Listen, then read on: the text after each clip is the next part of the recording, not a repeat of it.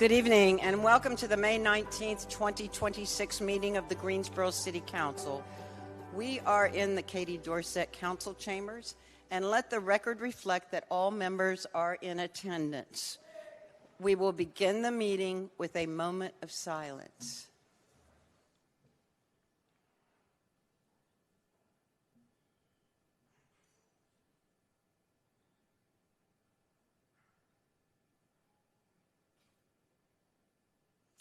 Thank you.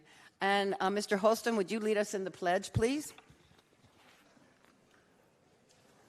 I pledge allegiance to the flag of the United States of America and to the republic for which it stands, one nation, under God, indivisible, with liberty and justice for all.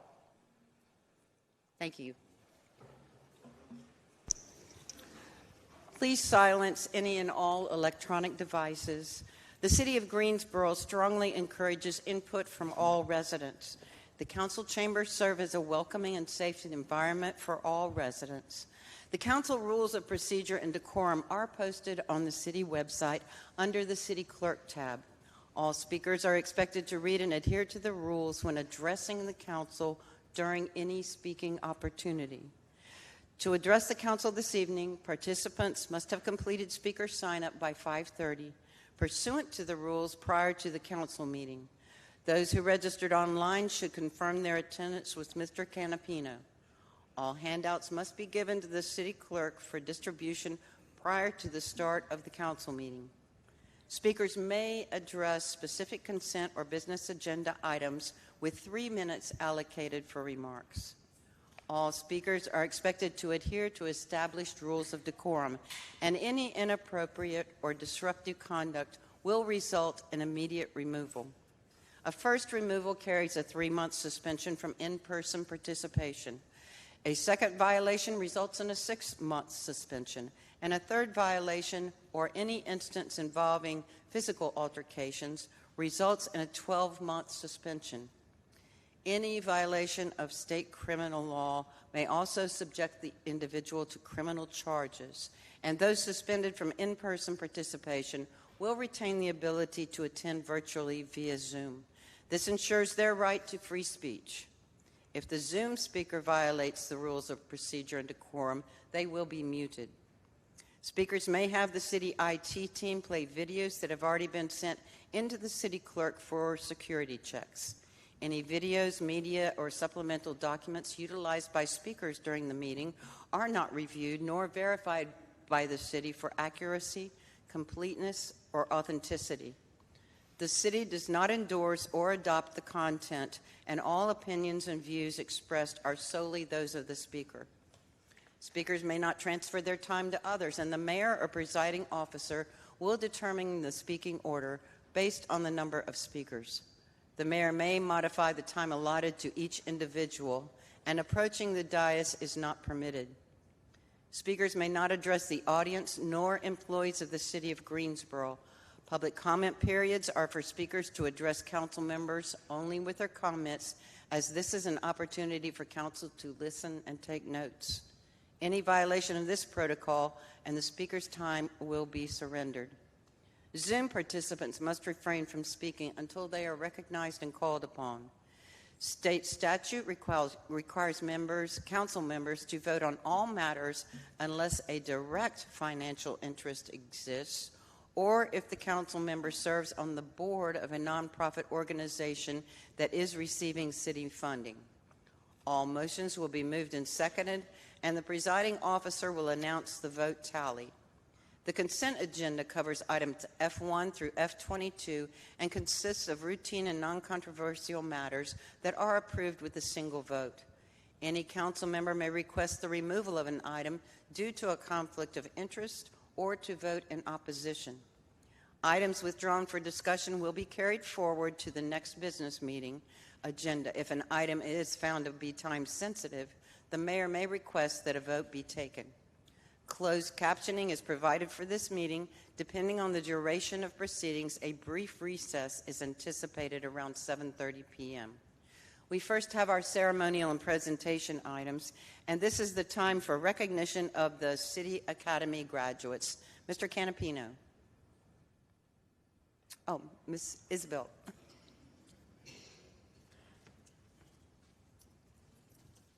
Miss Isabel Gill. Good evening. We're going to introduce something first.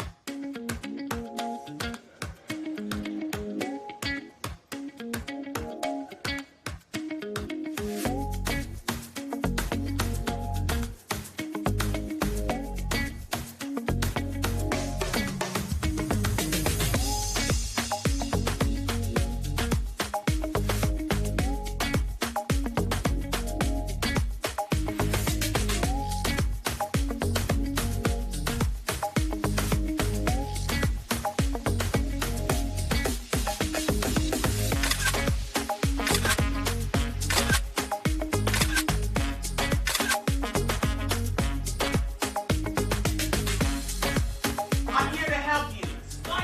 Sir, I need you to calm down. I need you to put that knife down.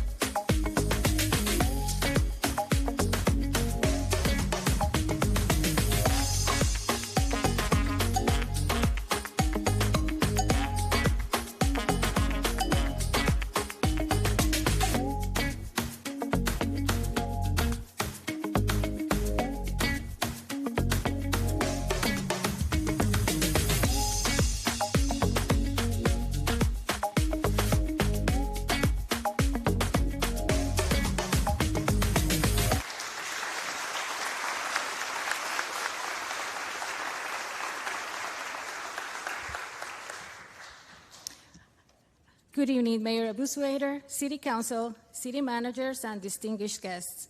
I'm Isabel Gale with the Community Relations Office, and it's been a privilege to serve one more time as the Program Manager for Greensboro City Academy.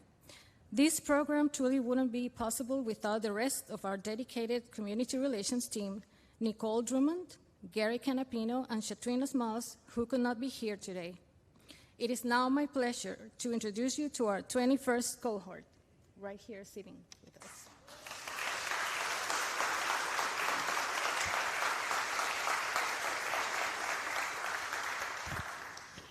Beginning in February, this class visited different city facilities and participated in a variety of experiences that offer insight into how the city of Greensboro runs and the hard work city staffers pour into their role each and every day.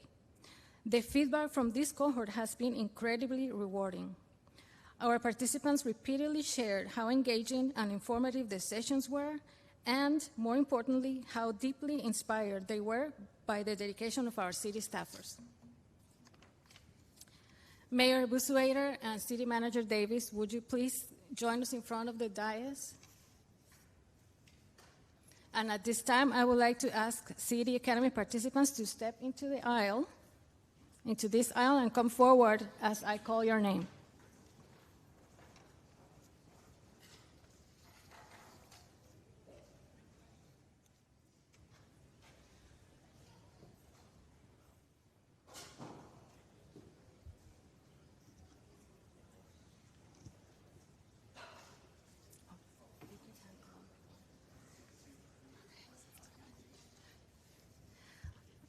Laura Blackstock.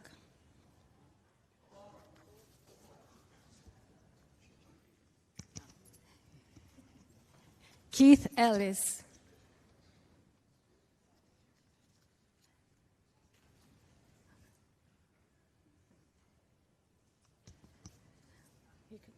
You can go back that way.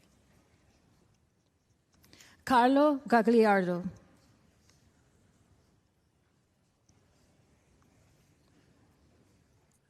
Scott Goodrich.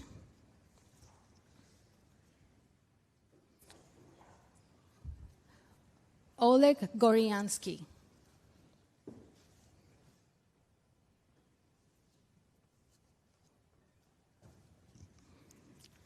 Veronica Griffin. Joshua Hill.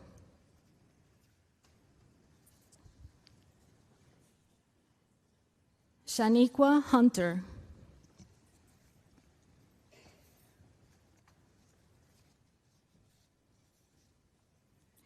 Eugene Jeffries.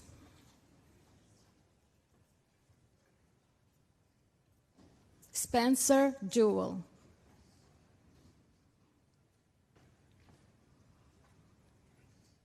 Cheryl Johnson.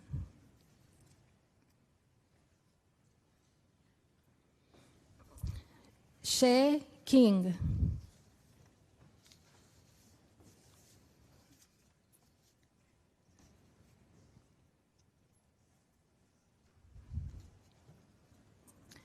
Laverne Lamb.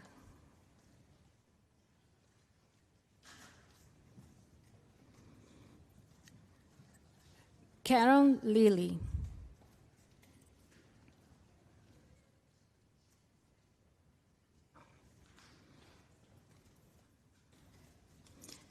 Jennifer McClinton.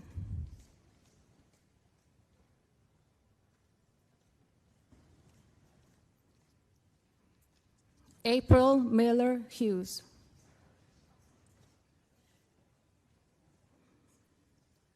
Keir Peterson.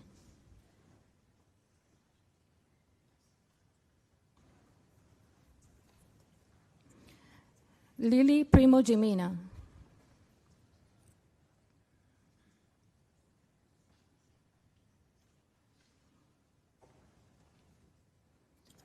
Jennifer Real.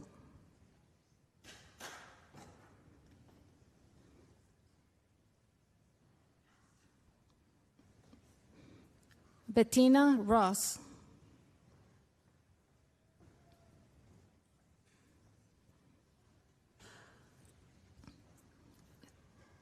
Suchitra Shinoy Packer.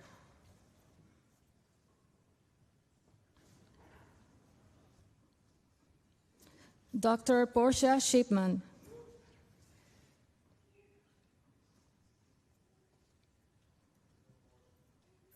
Andrew Simmons.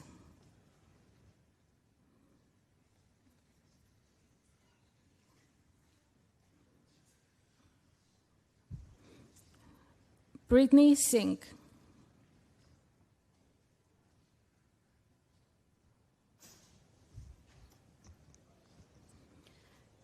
Emily Thompson.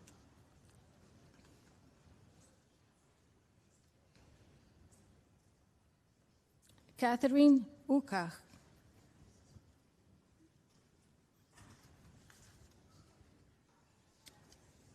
Nong Ya.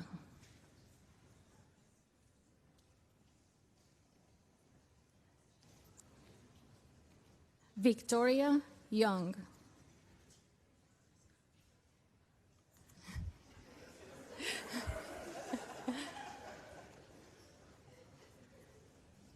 And if you could remain one moment, if you can remain.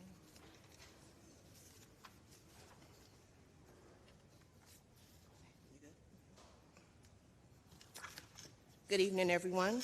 I'm Nicole Drummond. I'm the newest addition to Community Relations. The department and staff who participate make City Academy a huge success. Again this year, some stood out from the rest. At the end of the program, our participants were given the opportunity to select their favorite learning experience. Each session includes interactive presentations where the staff thought creatively on how to deliver engaging and interactive learning experiences. Those sessions kept the participants focused, and each one contained valuable information. A vote from the entire class court decided the winners. The first winner for favorite learning experience, large department, this year was solid waste.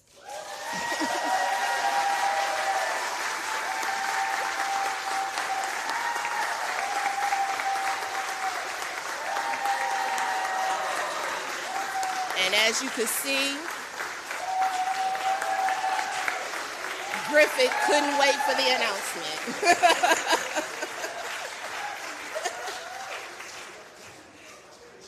And as y'all can see, Griffith just couldn't wait for that announcement. So there he is, Griffith Hatchett. Right.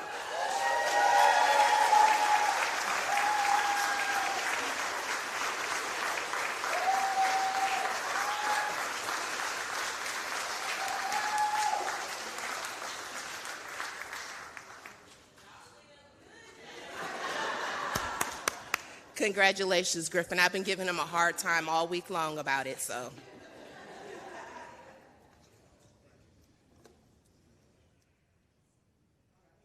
All right, solid waste.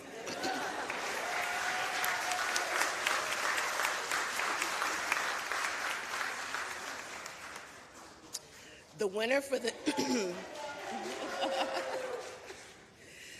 the winner for the favorite learning experience small department this year was GM 911.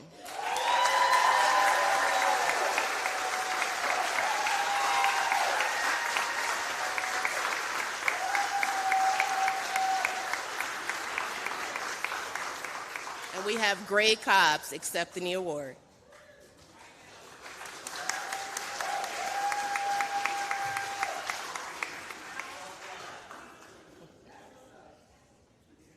Congratulations.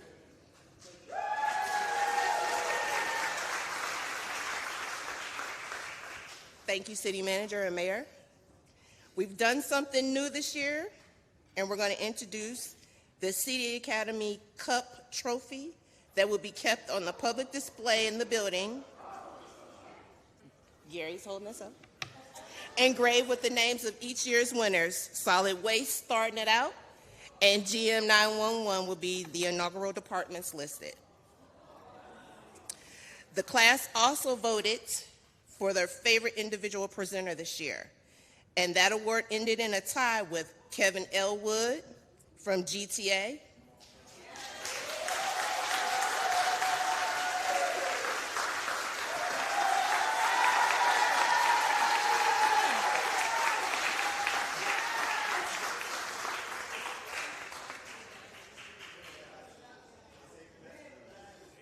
And our other person, of course, is Griffin Hatch. Hey, look, he can't even believe it. Come on, Griffin.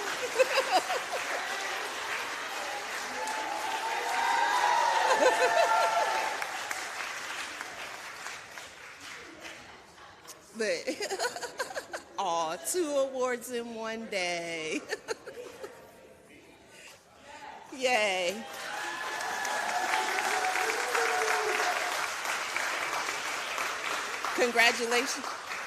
Congratulations to all of our winners. You all worked very hard for it. Wow. Do I got to do a speech? Oh, fantastic. Wow.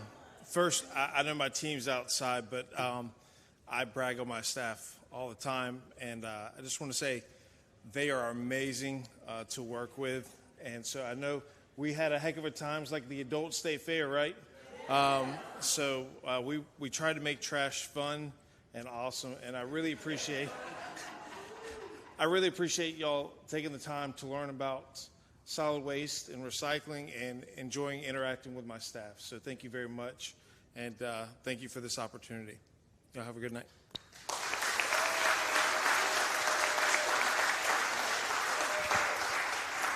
At this time, I would like to introduce Bettina Ross, who will address City Council as the City Academy 2026 class representative.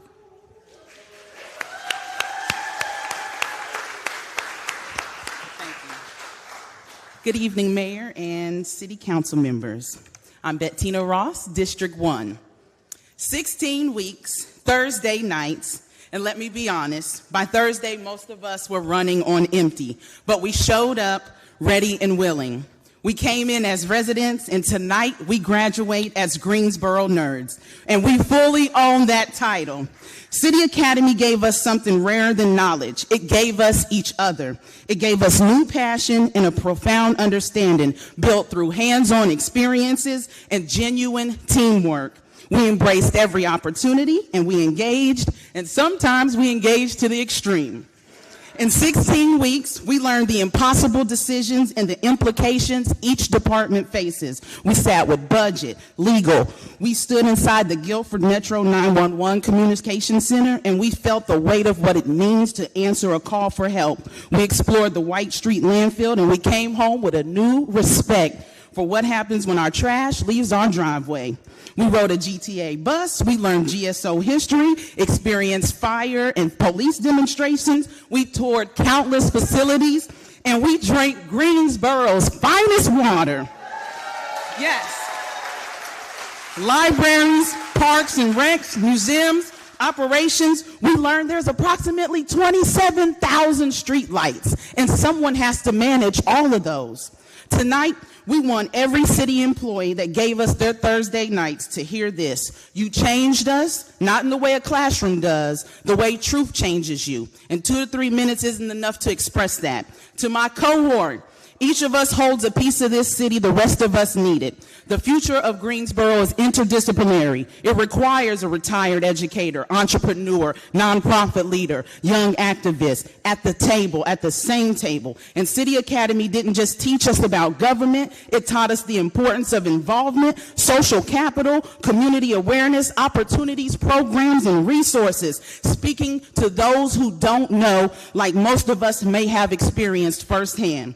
To Gary and the entire team who built this program, planned it, showed up, fed us, yes, challenged us, and believed that an informed citizen is the most powerful resource a city has. Thank you. Not for a program, but for a movement. Because we're not leaving this room as passive residents. We're leaving as architects, as advocates, as people who know nothing about this city is as simple as it looks from the outside, and who are committed to being a part of the solution from the inside. On behalf of the largest Greensboro City Academy of 2026, we thank you. Boards and commissions, here we come.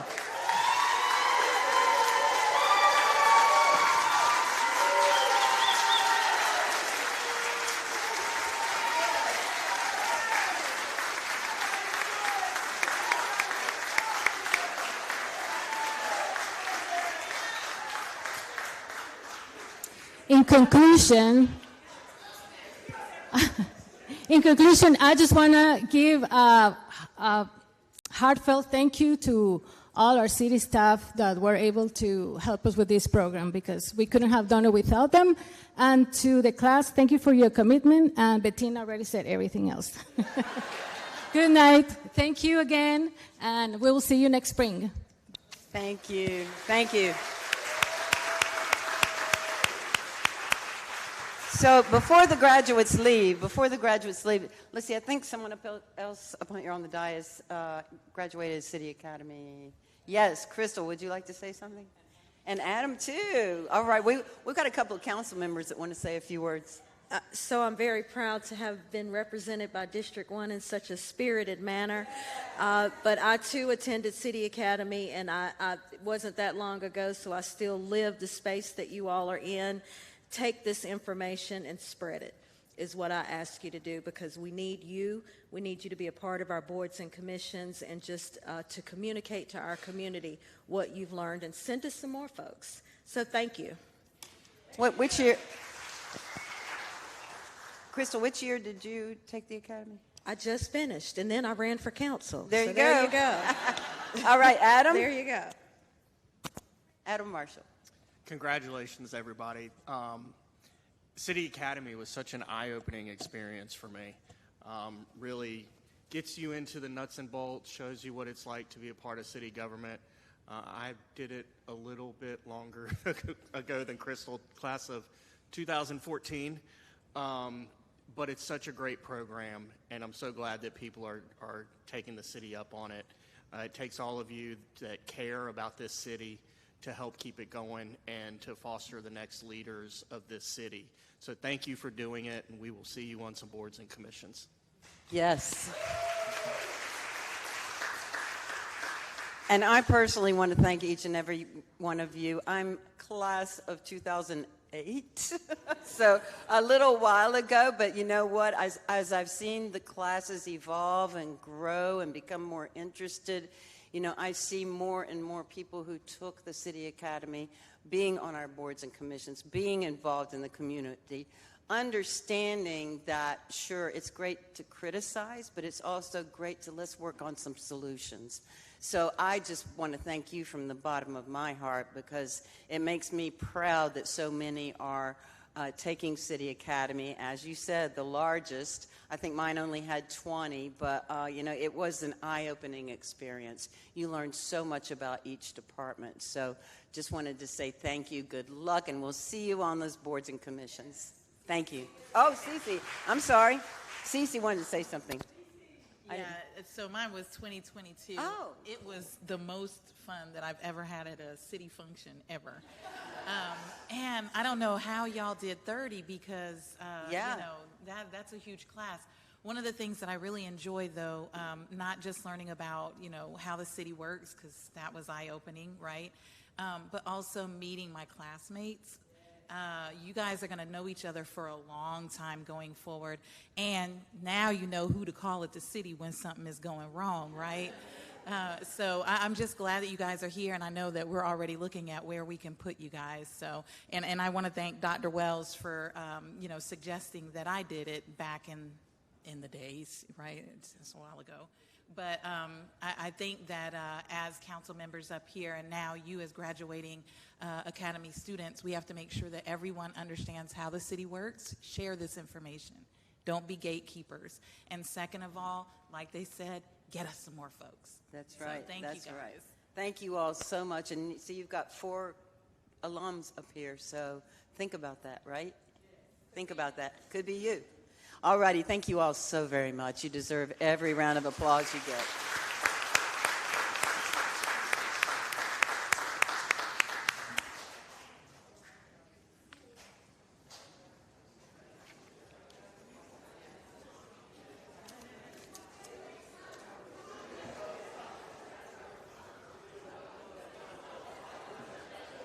Yeah.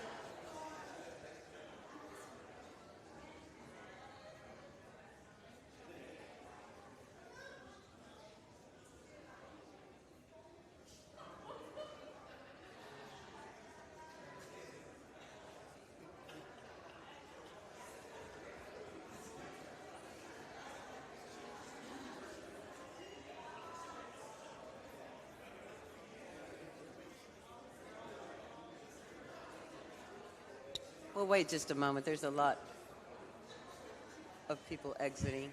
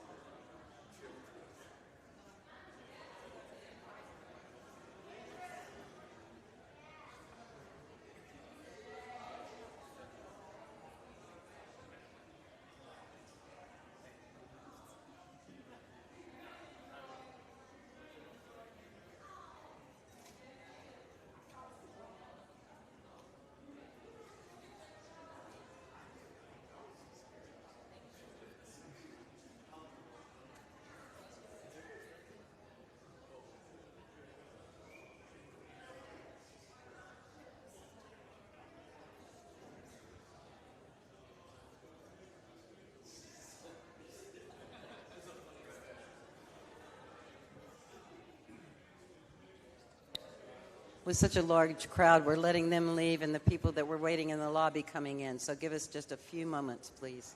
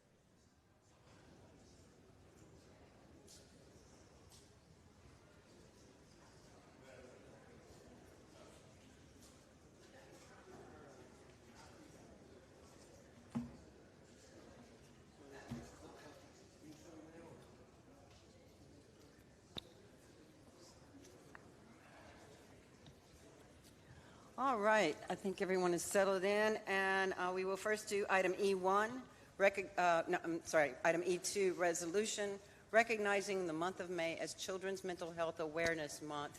And I'm going to ask Councilwoman Thurm to read it, and if there's anyone here to receive the resolution, I will bring it down when we finish.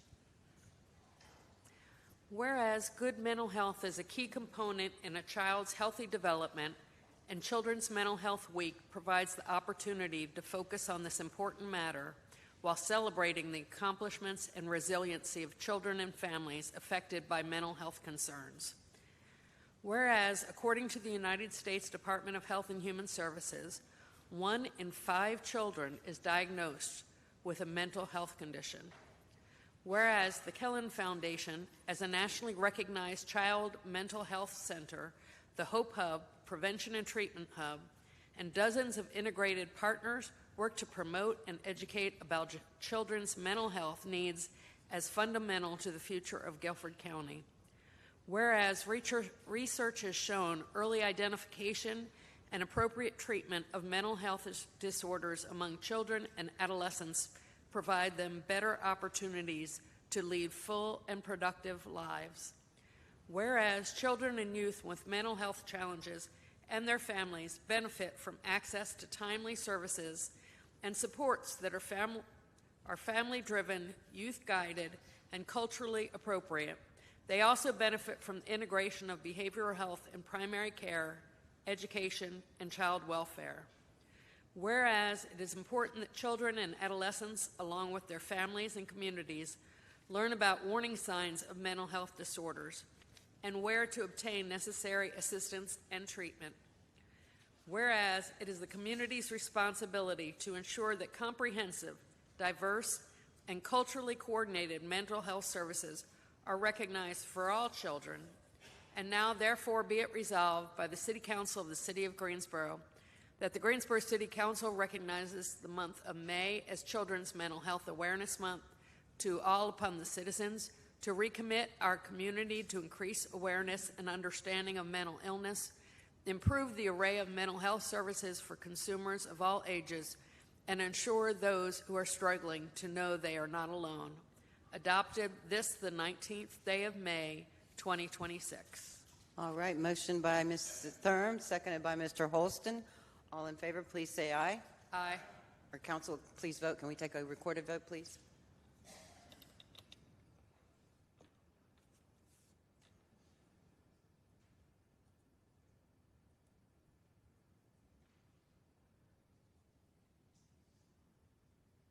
And that passes 9-0. Is anyone here to accept the resolution? Yes. You can come up and say a few words.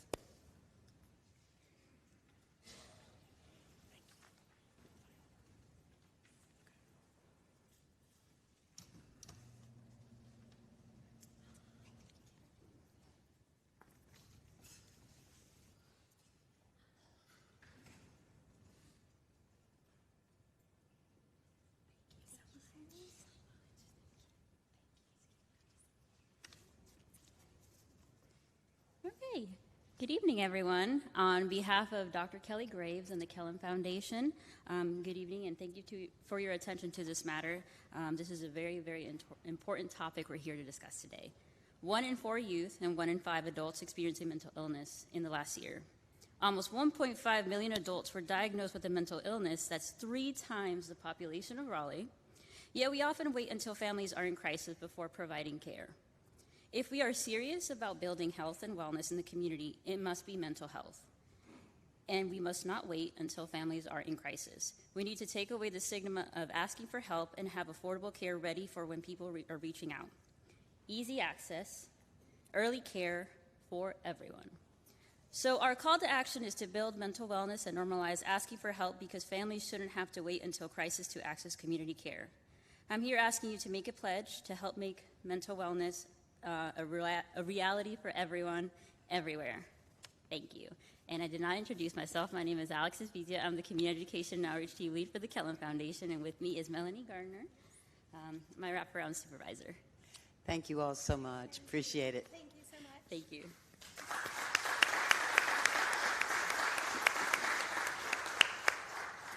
And I know that Dr. Kelly Graves wishes she could be here this evening, and I know they'll be able to get it to her. So thank you so much. All right, item E3, resolution recognizing May as Foster Care Awareness Month. I've asked Mrs. Crawford to please read it for me. Thank you. Whereas children and youth enter foster care through no fault of their own, often as a result of abuse, neglect, or family crisis, and may arrive in new homes with little more than the clothes on their backs, facing uncertainty during one of the most difficult times in their lives. Whereas the foster care system exists to provide safety, stability, and support while working towards reunification with families when possible or finding permanent loving homes. Whereas foster parents, kinship caregivers, and adoptive families show extraordinary compassion and commitment by opening their homes, often on short notice, to care for children in need. Whereas organizations such as Family Room serve as a critical and important immediate support system by providing essential resources at no cost, including beds, clothing, car seats, diapers, food, and other necessities, ensuring children have what they need from their first day in care.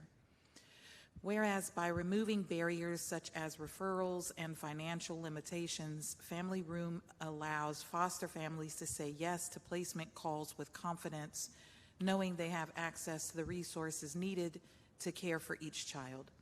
Whereas these efforts meet basic needs and create a safe, welcome environment where children feel valued, supported, and cared for by their community. Whereas in the past year, hundreds of children in our community have entered foster care, and organizations like Family Room have served hundreds more by providing essential items and support. Whereas Foster Care Awareness Month provides an opportunity to recognize the strength and resilience of children in foster care, honor the dedication of foster families, and encourage the community to step forward, as not everyone can foster, but everyone can help. Whereas the City of Greensboro values strong partnerships between local government, community organizations, and residents to ensure every child has the opportunity to grow up in a safe, stable, and nurturing environment. And now, therefore, be it resolved by the City Council of the City of Greensboro, 1, recognize May 2026 as Foster Care Awareness Month in the City of Greensboro, and 2, encourage all residents to learn more about foster care, support foster families, and work together to ensure every child has a safe and nurturing place to call home. adopted this the 19th day of May 2026. Thank you. And Mrs. Crawford, I'm sure you want to make that motion. I would like to make that motion. Do I hear a second? Seconded by Mrs. Thurm. Council, please vote.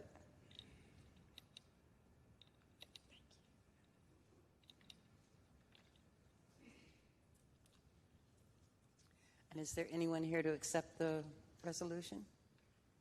Yes. Oh, wow.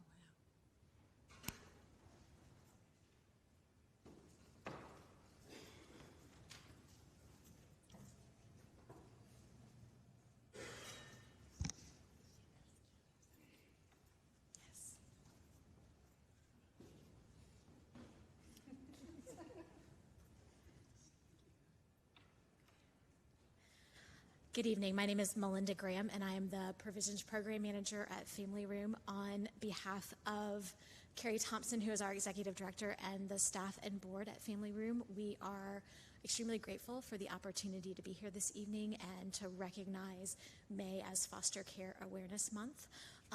Family Room plays a small part in the system in the sense that we are there just to be a help, right, in a very challenging time.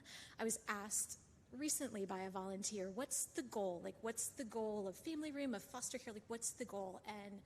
And the goal is whole, healthy, healed adults, right?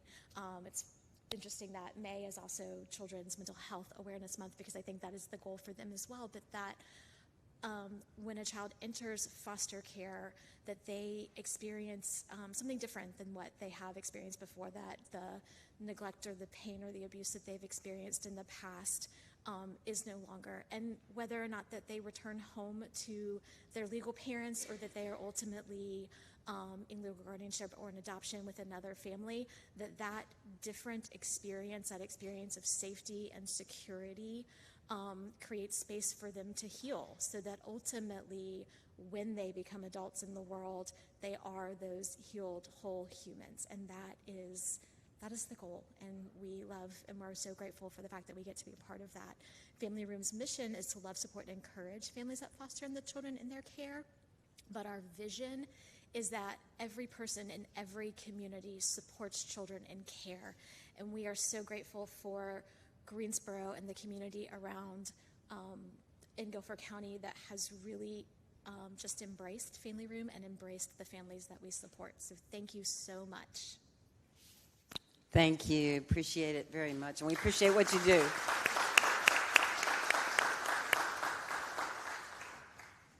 All right, those are our ceremonial items. We will move on to the consent agenda. Does anyone on council wish to remove any item from the consent agenda due to either a conflict of interest or for the purpose to vote no? Anyone? Hearing none, I would accept a motion on the consent agenda. Moved by Mr. Marshall. Do I hear a second? Seconded by Ms. Thurm. Council, please vote.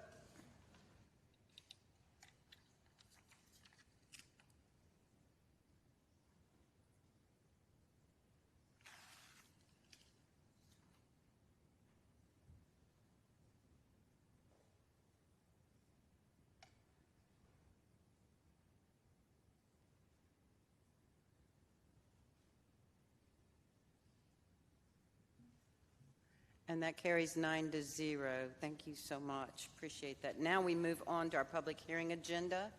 This is our time for public hearing items. I have item H1, public hearing for flood damage prevention text amendment. Are there any public speakers from the public? Seeing none, go ahead. I don't believe so. Thank you, Madam Mayor. This will not be nearly as exciting as City Academy, but we'll get through it quick. Good evening, everybody. My name is Chris Andrews, Deputy Director with the Planning Department. I want to thank you for your review of this item tonight. We have representatives from the city's Water Resources Department here with us, Danielle Quick and Chester Holder. If there's any technical questions about why this is happening, but this should be really short, and I did not even prepare a presentation. So item H1 before you tonight for your consideration is a text amendment. It's related to verbiage in the flood damage prevention section of the Land Development Ordinance. These are some very minor changes that were necessitated by a change in flood maps and program terminology at both the federal and state levels. If you're interested in what that text is, it's within your packet, but again, the changes are very minor. The amendments are due to federal and state requirements due to new flood maps being made available. This will make the city's preliminary maps effective and is required by FEMA for the city's participation in the National Flood Insurance Program, which is very important. There's some language in there that changes something from no impact to no rise, and that's due just to a change in language and the name of the documentation that's required as part of the program. This item was reviewed by the Planning and Zoning Commission at their April 2026 meeting and was recommended unanimously 7-0 for approval. Unless there's any other questions of planning or water resources, staff asks council for approval. And just as a reminder, as this is a text amendment, it still would require an adoption of the consistency statement as part of your approval. With that, I'm happy to answer any questions or direct them over to water resources. Are there any questions? No one? All right, do I hear a motion? Moved by Mr. Holston. Do I hear a second? Seconded by Mayor Pro Tem. This does require the statement of consistency.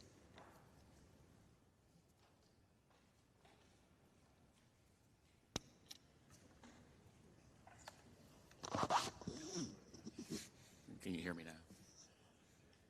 The Greensboro City Council believes that its action to approve the flood damage prevention text amendment to be consistent with the adopted GSO 2040 comprehensive plan and considers the action taken to be reasonable and the public interest for the following reasons. The request is consistent with allowing development that supports the comprehensive plan's future built form map and future land use map. The request is reasonable as the proposed amendments are reflective of changes in state and federal floodplain mapping and reflect current document language. All right, so council, please vote.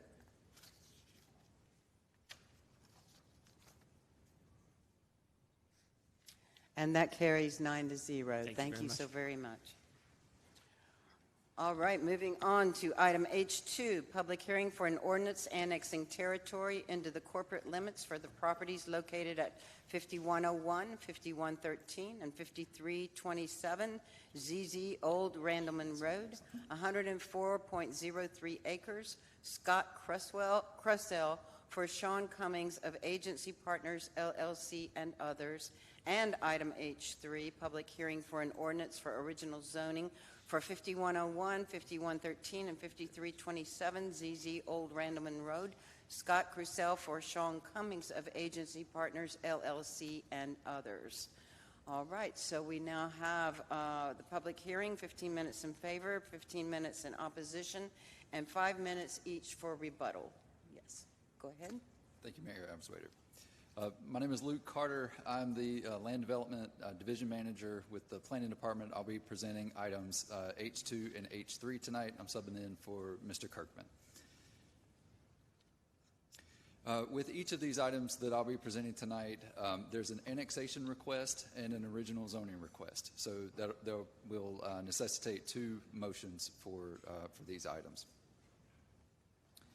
This is the zoning map of the subject properties, which contain approximately 104.3 acres and are located east of Randleman Road and north of Benedict Road. This is an annexation and an original zoning request from County Agricultural and County RS40 to City Plan Unit Development. North and south of the request are zoned County Agricultural and County RS40. East of the request is zoned County Agricultural. West of the request is zoned County Agricultural and County PI. This is the aerial map of the subject properties, showing that the properties currently contain a single-family dwelling and undeveloped land. North and south of the request contain single-family dwellings and undeveloped land. East of the request contains U.S. Highway 220, I-73, and west of the request contains religious assembly use, single-family dwellings, and undeveloped land. The future land use map designates the property as residential, and the future built form map designates the property as ex-urban. I'm going to have to read in a couple of proposed conditions on this request. The applicant, through working with the neighborhood, has added conditions. So I will read those conditions in, and then you will need to vote to accept those conditions. I will only read the new conditions. Condition number 2, density, regarding density. Density in each phase is limited as shown on the Unified Development Plan for the area shown as phase 2 on the Unified Development Plan. The maximum allowable units is 550, and that is down from 650. Condition number 3, allowable exterior building materials shall include stone, brick, stucco, cementitious exterior fibrous cement, engineered wood, or architectural grade polymer cladding designed to emulate traditional horizontal lap profiles. Single-family units will include a minimum of 10% stone, brick, cementitious exterior materials on the first floor of the front facade, and multifamily units will include a minimum of 25% stone, brick, stucco, cementitious exterior materials on all facades. Condition number 4, architectural fenestration and facade color for each single-family unit will not be repeated in units directly adjacent to or directly across the street from that unit. Number 5, in lieu of required street planting yard, a Type B planting yard will be provided along Old Randleman Road. And number 6, for multifamily uses, a Type B planting yard will be provided between the site and adjacent parcels. And finally, condition number 7, for single-family uses, with the exception of parcels 141764, a Type C planting yard will be provided between the site and adjacent parcels. And just so you know, this is the Unified Development Plan. The parcel that was identified in that last condition is this, there's a leg at the very bottom there where I've identified with the triangle or with the pointer. That's the parcel that's being identified. And we need you to make a motion and approve those. Would someone like to make a motion to accept the conditions as stated? Moved by Ms. Thurm, seconded by Mr. Holston. Council, do we need to take a recorded vote? All right, we can take a voice vote. All in favor, please say aye. Aye. Anyone opposed? Hearing none, those conditions are accepted. Thank you very much. And this is the Unified Development Plan that was approved by Planning and Zoning Commission. With your acceptance of the new conditions, if this request is approved tonight, the Unified Development Plan will also be amended before it is recorded to reference those amended conditions. To reflect the conditions, yes. Thank you. Yes. In recommending approval of this request, staff notes that the GSO 2040 Comprehensive Plan's Future Built Form Map currently designates the property as exurban and as residential on the future land use map. The proposed original zoning request supports the GSO 2040 Comprehensive Plan's filling in our framework big idea for how we arrange our land uses for where we live, work, attend school, shop, and enjoy our free time to create a more vibrant and livable Greensboro. It is also supported by the Creating Great Places goal to expand Greensboro's citywide network of unique neighborhoods, offering residents of all walks of life a variety of quality housing choices.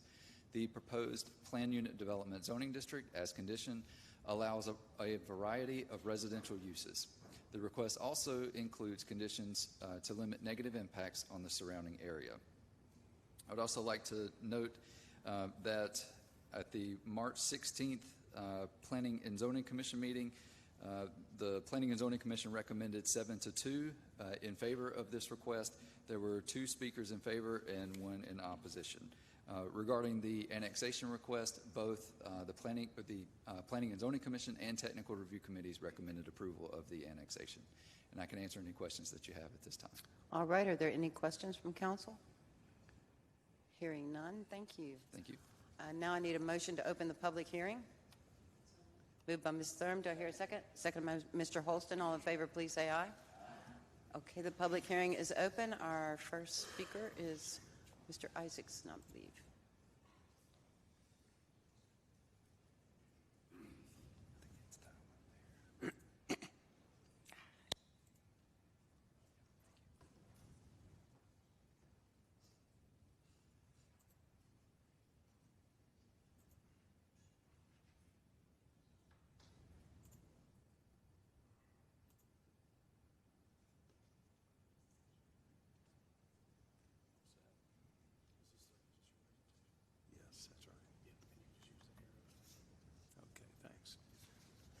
Good evening, Mayor and members of council.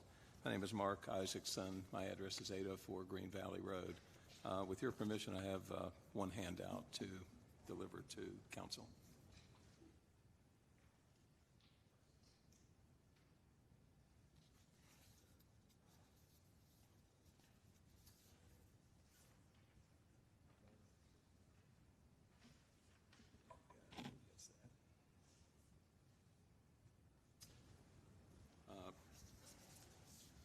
Before I give you the overview, the handout here is just a set of the conditions that Luke read into the record. I thought it might be helpful for council to have those in front of you, since there are several new conditions that we added to our application. I just wanted you to have a copy. Okay. Let's see. Yes. All right. As the staff has reported, this is a planned unit development request accompanied by an annexation application. It's about 104 acres located south of the city limits. It's a planned unit development mixed housing community that requires annexation. Overall, you'll see that it's a low part of the medium density scale under the city's ordinance. I have a lot of information, so I'll kind of run through this briefly, but I and our members of our team are here to answer any questions. I am joined this evening by the Venterra principals and members of the Venterra team, as well as our transportation engineer, who are available to answer any questions you all may have. I think this map is fairly important. This shows you the location. It's circled there in green. The project site. It is located about a half a mile from the interchange of Old Randleman Road and US 220 I-73. We think it's an ideal location to provide support for housing needs related to the economic development and affordability goals that the City Council has adopted. I think importantly, and this was pointed out by a number of people at the Zoning Commission, particularly Mr. Downing, it's located 15 miles from the Greensboro-Randolph megasite. That's where the Toyota battery facility is located, as well as a number of suppliers and vendors, 15 miles. To the north, it's 16 miles to the Piedmont Triad International Airport, which has, as you know, Boom, Supersonic, Honda Jet, Jet Zero, FedEx, and other facilities. So a great location, very convenient, access to interstate thoroughfares and so forth. Very easy to move around from there. We see this as a really unique opportunity to provide housing at this key location. This is 104 acres intact, and we just don't find that very often. So it supports the housing needs that we all are aware of, and we helps with the city growth to the south. And bringing in this kind of property, it provides mixed housing products that support what we call a continuum of housing options. Next, as Mr. Carter showed you, this is the Unified Development Plan. This is a fairly technical document that our engineers prepared. It does show you that the property is divided into two phases, and I guess what you'll see here is the location of some streams and wetland areas. We have, as you'll see, worked around all of those natural constraints on the property.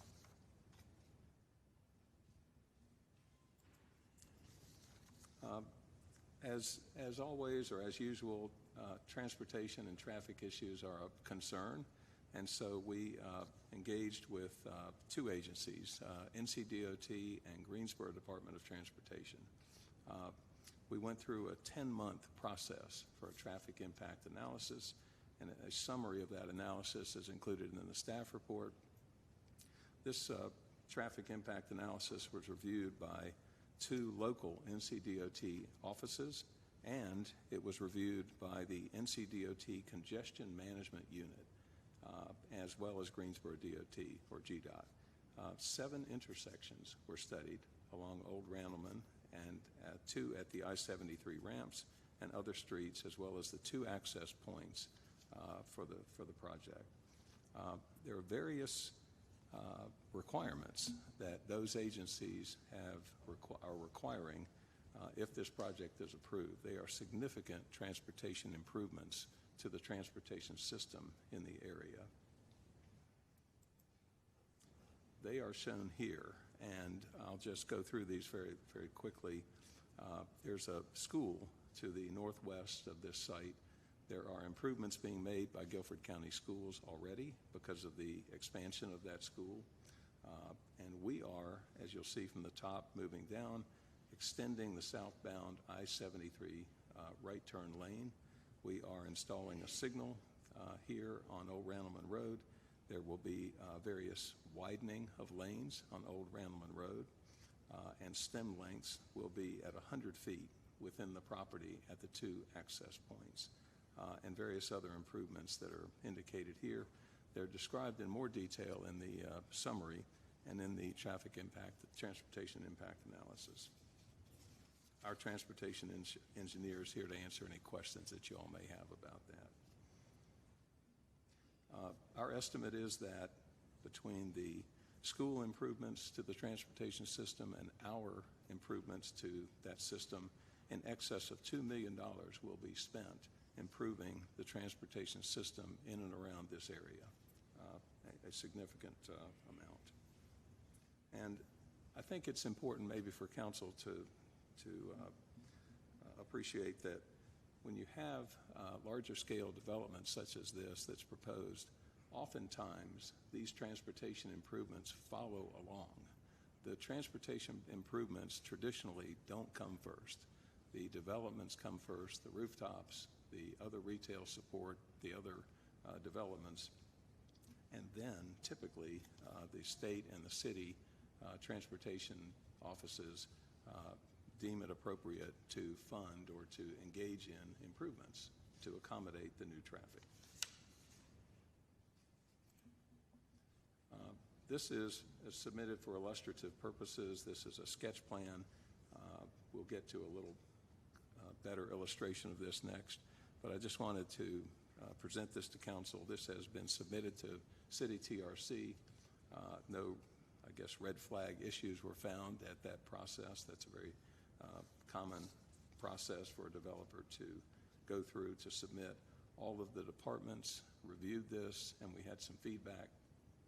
The plan was shaped up to what you see before you here. Next, I think this is a little clearer for you to review. In the light blue, there is the multifamily part or component near the street. The gray part is what we call the cottages. Those are attached single family. Then in the light green, those are smaller single family detached lots. And in the blue or purple, those are larger single family detached lots. So we have called this a continuum of housing. And I use the phrase cradle to grave at the Zoning Commission because I think you could literally spend decades here on this property and in this community. And we are setting this up so that someone could start out in the apartments, for example, move into the either smaller single family, larger single family lots, and then if you wanted to downsize, move into the cottages near the front. There are some examples just for illustrative purposes of the types of housing that will be provided here. I think importantly, and it's not a zoning condition because legally we can't add that as a binding condition, but there will be amenities for each component. The multifamily section will have its own amenities. The single family section will have its own amenities. What we intend there is to have clubhouse, swimming pool. I guess pickleball is now popular, and so we'll probably have that, and various other amenities to support and serve the residents of this community. Next is a draft rendering, just showing you a different angle of the layout of the various dwellings on the property. Again, we think that this is a unique opportunity. This is 104 acres intact that could be brought into the city, well planned, thoughtfully laid out, and functions very, very well. So We think that's an important priority for the city to provide quality, reasonably affordable housing in a new area of the city, a new area of Greensboro. Now, we had some outreach with our neighbors. We sent out letters, as we usually do. The city sent out its notices. We had a neighborhood meeting in mid-February. About 53 people attended.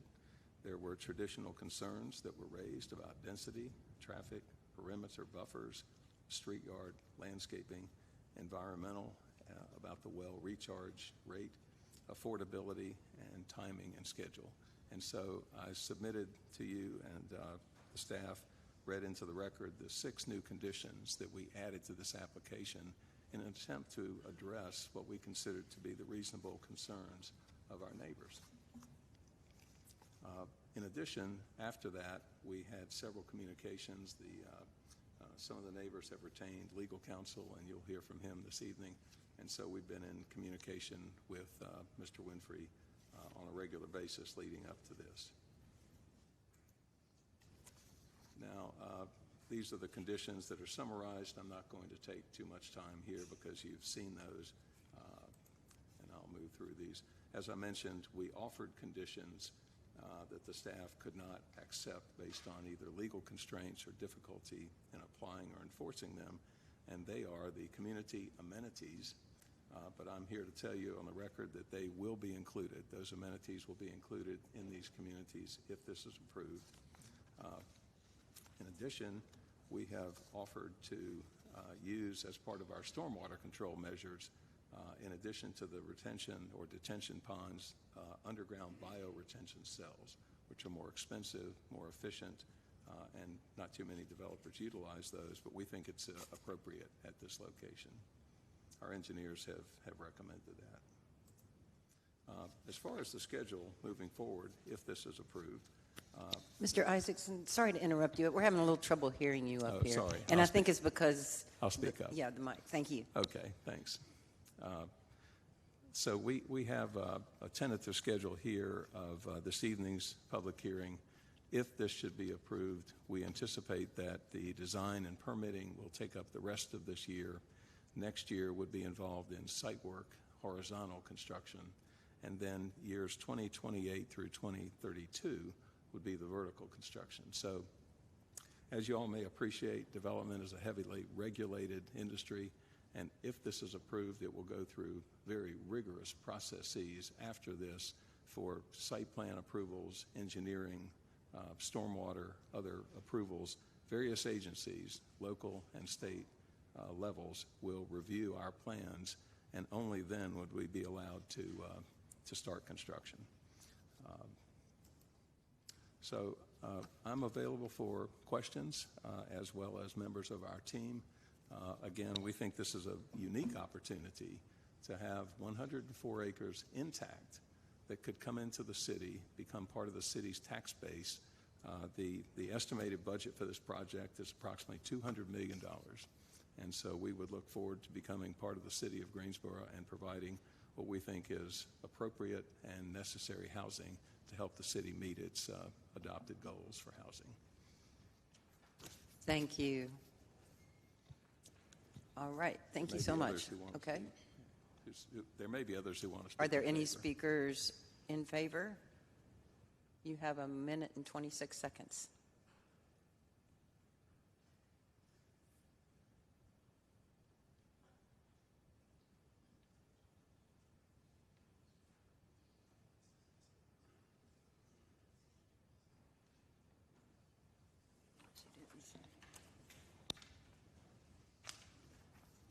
Good afternoon, Council. Cheryl McIver, 404 West Mountcastle Drive, Greensboro, North Carolina. I'm about 4 miles from the project. And as someone who has fought many rezoning requests in the South Elm Randleman Road area, I empathize with the dissenters here. Although this project doesn't affect me directly, I believe that it could have a positive impact on our area. We need the head count.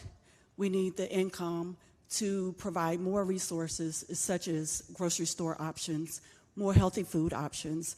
My other statement that I would make to the dissenters is great job in getting conditions added. That is very important that you be a part of that process.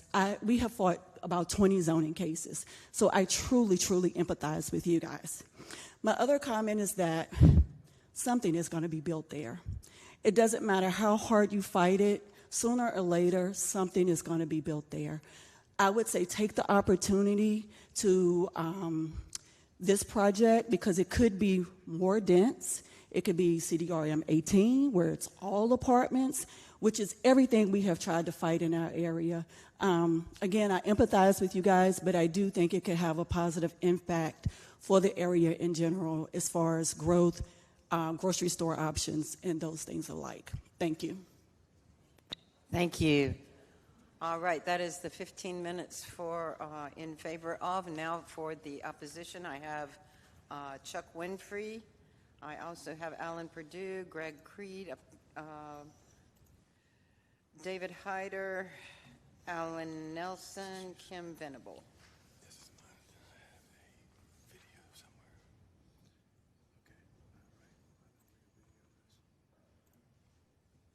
Madam Mayor, the other speakers, I think they appear in a video that I have, so I had them sign up just to complete Oh, the okay, record. that worked well. Yeah. Thank you. Okay. They're also here if you want to hear from them, but Okay. I went, except for Mr. Hyder. Mr. Hyder's not in there, but he'll be available to discuss.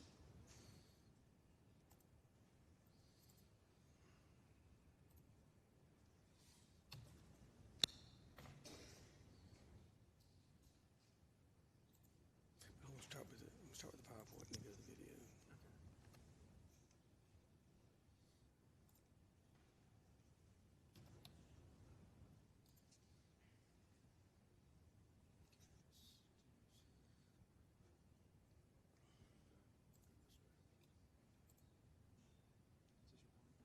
That's right, yeah. This one here? Yes, that's right. And I'll just call for you when I'm ready for the video. So do you know where the video is? Yeah, I know where it's at. Let's just get rid of this. You can see it. There you go, sir. I'll use this to advance it. Yes, sir. Space. Okay, good. Yes, good evening, Madam Mayor and members of the Greensboro City Council. My name is Chuck Winfrey. My office is at 100 South Elm Street here in Greensboro. And I have the pleasure of representing members of the Sumner community who are concerned and opposed to this annexation and rezoning that's before you tonight. The main reasons are in two big categories. Primarily, we are concerned that the staff recommendation and the Zoning Commission decision were based upon flawed and incomplete information and analysis. I have submitted to you, and you had a chance to review a couple of reports. One is from Mr. David Hyder, who is present, who is a professional engineer, who has identified significant deficiencies in the applicant's traffic study, and also has raised concerns about infrastructure. In addition, Alan Nelson, or Barry Nelson, I call him, is a certified hydrologist who has identified concerns that the impervious surface of the proposed project would have on the wells of the people who are nearby. These are shallow wells, and you'll be hearing from him on the video shortly. The second category of concerns is just completely incompatible with the surrounding community. Let me present, this is the Guilford County Long Range Plan. You've heard about the City of Greensboro Long Range Plan. This is the county's Long Range Plan, and you will notice in this red area, red circle near 220, this is the subject property. And looking at the code beneath it, it calls for that to be rural living or low density residential. There are a couple of patches of multifamily, but none of that near this site. So and this plan was adopted by the county just 9 months ago. So it's a recent plan and has been relied on by the community. I think it would be helpful to show the relation to this property to the current city limits. The majority of the property is in red. The maps in your packets made it look like it was next to the contiguous city, but actually The only thing that's nearby is this triangular piece, which is Sumner School, which was incorporated because they had problems with their water and sewer. The nearest residential property within the city appears to be this Wolf Trail Run subdivision, which is 1.4 miles northeast of the property. There are properly, and that I'd like to talk about that for a few minutes, because that tract is 134 acres.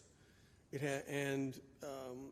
has 373 units as compared to the 800 units that you're being asked to approve tonight. That development has 6 access points from 3 different roads, and the development that's under consideration tonight will have 900 or 800 units, and will have all their access will be on old Randleman Road, and it will have 2 or 3 access points. So I would respectfully submit that they're doubling the number of units if you compare it to Wolf Trail Run with half the access. And we think that that is unsafe and unwise to do so. At this point, I would like to go ahead and start the video, and I'll come back to these other slides. So if I could get an IT person to help me with that. If you don't mind stopping the clock for a second while we do that. Thank you.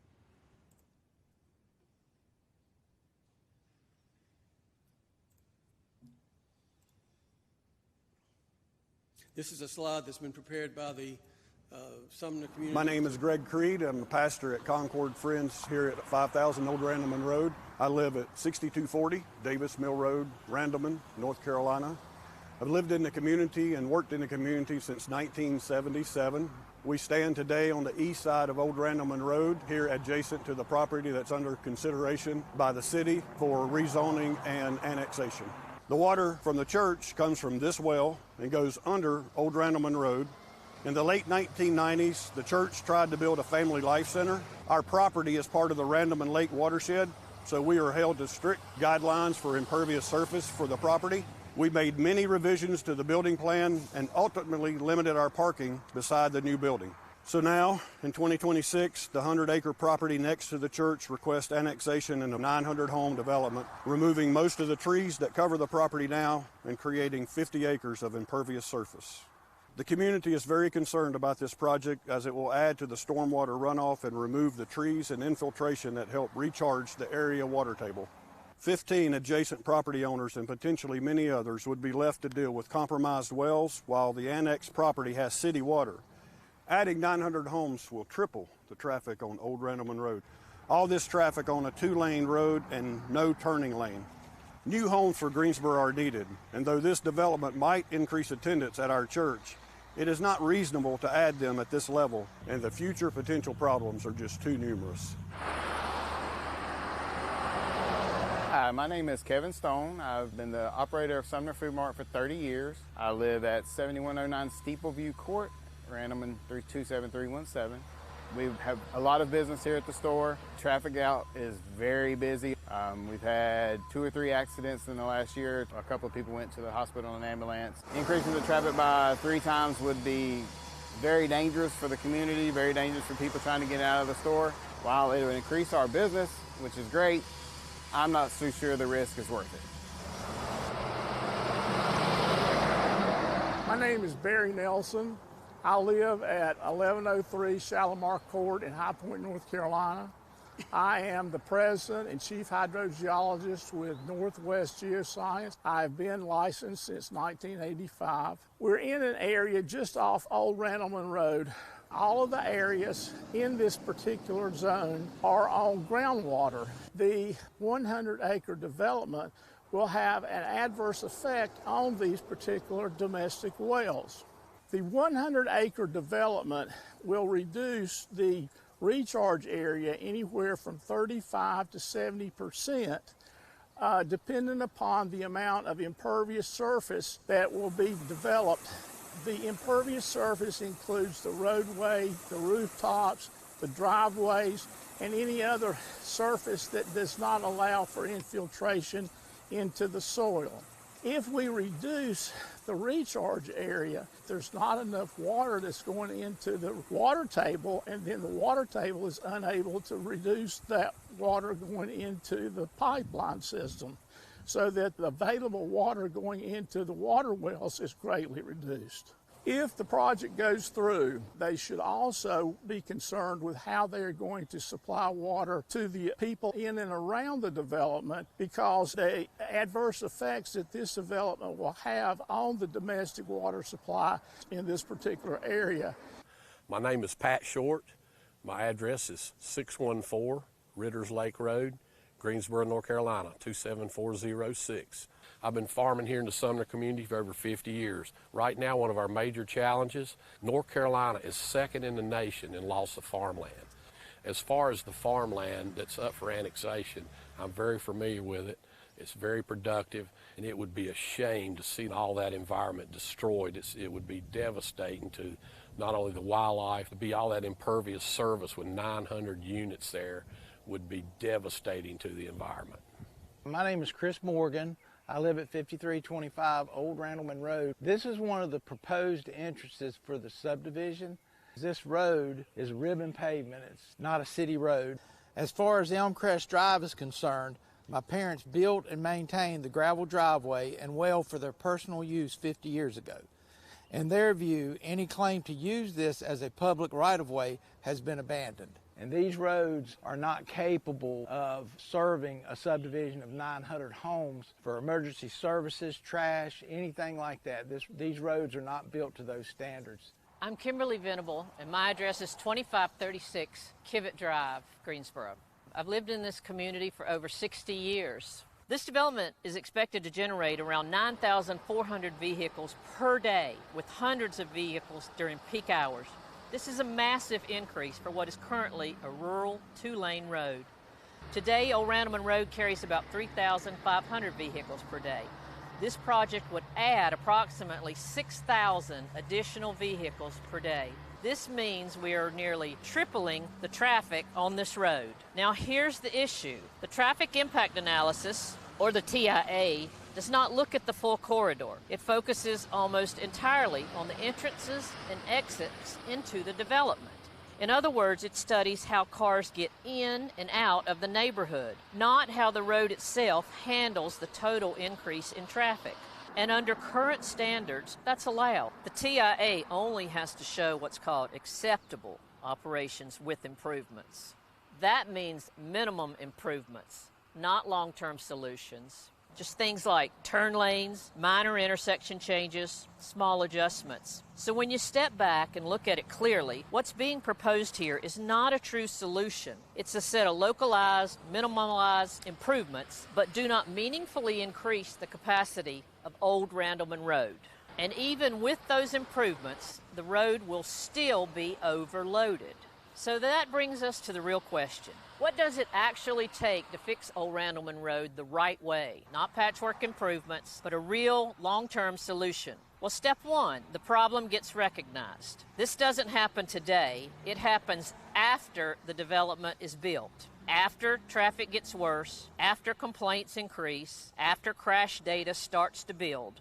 That alone takes 1 to 3 years after the build-out. Step two, it gets into local planning. The project has to go through the Greensboro Urban Area MPO. It must be added to the long-range plan. That requires data, support, and justification. That's another 1 to 3 years minimum. Step three, it competes for funding.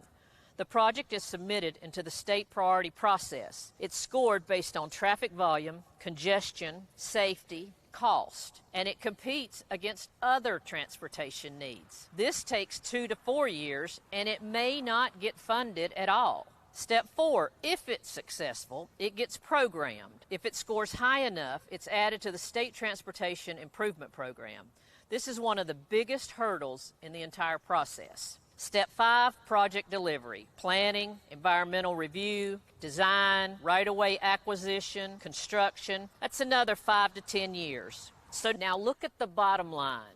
The best case timeline, approximately 10 years from the development completion to full corridor completion. Worst case timeline, approximately 23 years from development completion to full corridor completion. So if this development is built by 2030, a best case solution may not happen until 2040. A worst case full solution may not happen until 2053. That creates a long gap of bad conditions. So while the homes could be built in just a few years, the infrastructure needed to support them will come much, much later. That's the reality. My name is Alan Perdue. I have lived in this community for over 60 years. For more than 36 years, I served as a public safety responder on these very roads.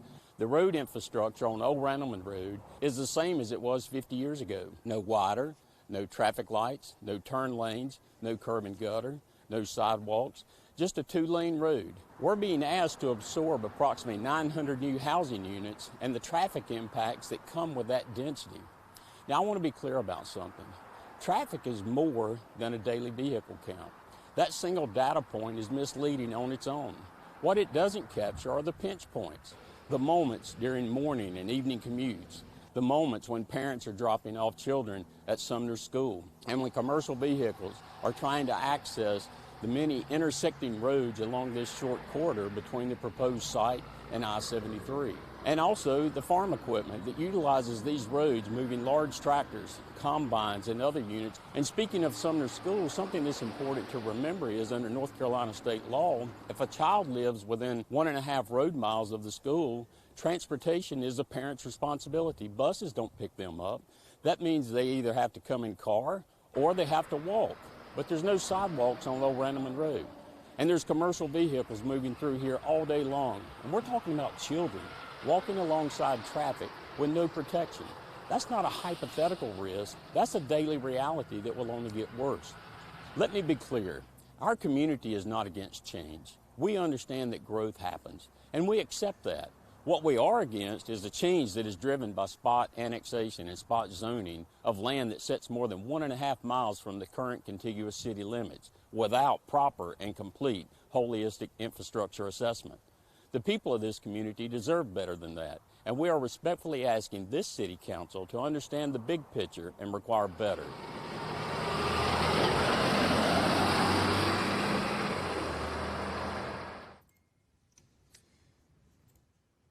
Ladies and gentlemen, I would respectfully submit that you are being asked to give permission to an incredibly dense development in an area that is very rural and very sparsely populated.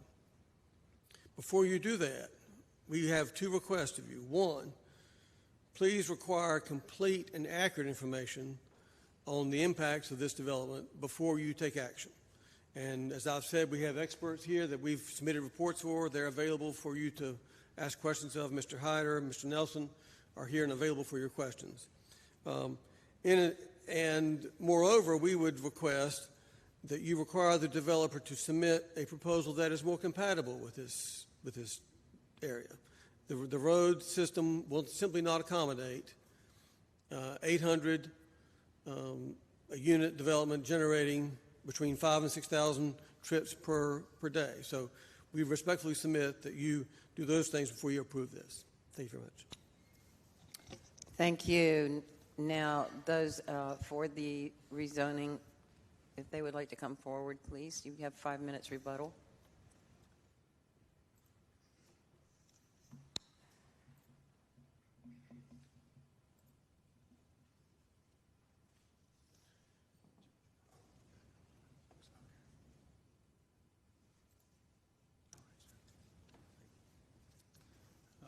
Thank you, Madam Mayor, and I'll be as brief as I can to respond to some of the points that you all heard.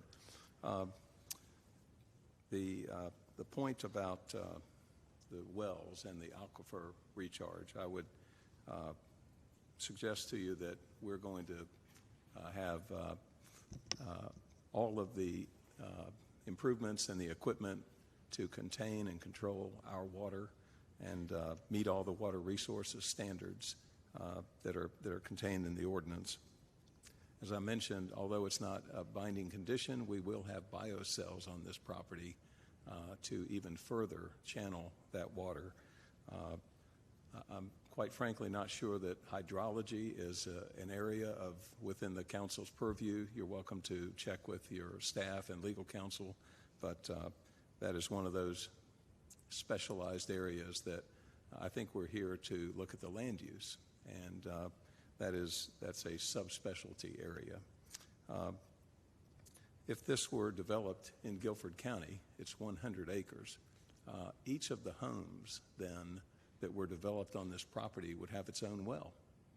And who knows what the impact of that would be on the other property owners in the area as far as the aquifer and the well recharge rates. We're going to be hooked up to and served by city water and sewer. So I will submit that for council's consideration. There was a note about taking up farmland. This is not farmland. Let's be clear. Let's distinguish. This is just raw land with one house on it on over 100 acres. As far as transportation is concerned, and our transportation engineers here to address any questions, I would point out to council that we did engage in a very extensive transportation study process with all the appropriate agencies. In addition, if this is approved, there are at least two more review points. One is a fully engineered site plan. That will go through a rigorous review at the City of Greensboro, and NCDOT will sit in on that site plan review. In addition to that, even after that site plan is approved, we hope, this would go back to NCDOT and GDOT for driveway permit review as to the exact location where the access points would be located. So there are several layers of review, and we say in our office that rezoning approval is just an opportunity to try to develop property. It still has to go through a rigorous series of reviews before anything else happens. As far as transportation congestion, I understand and respect the concerns. I would maybe submit to council that we had some of the similar issues with some of the thoroughfares in Greensboro. When Greensboro was developing to the north and New Garden Road was becoming, that was a two-lane county road. Horseman Creek was a very narrow road.